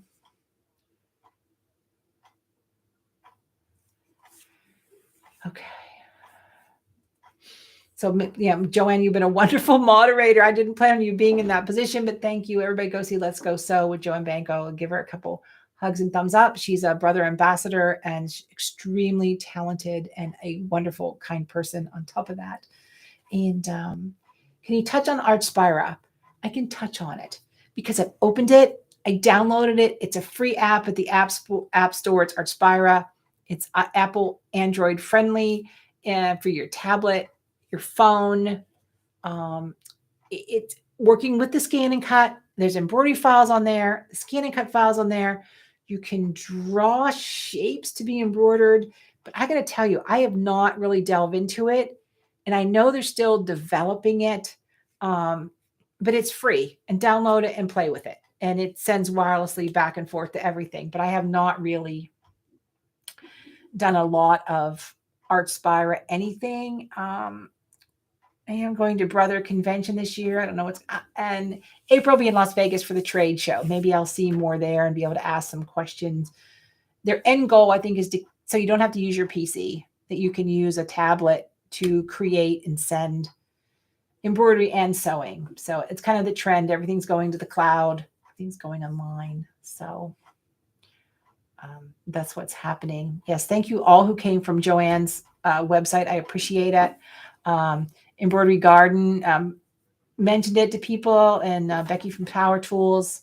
I'm so blessed to have a lot of wonderful community of educators that I enjoy working with and doing things with. So I think you said, Barbara, do you sell Simple Applique? Yes, at amysews.com, you can purchase it and I'll stick it in the mail to you. It's $189. And as soon as I can download my key, I'll probably just do a live Facebook thing, just a generic thing. So make sure you subscribe to the Amy Sews YouTube channel, Amy Bachman Sew and Quilt YouTube channel. You can pick one.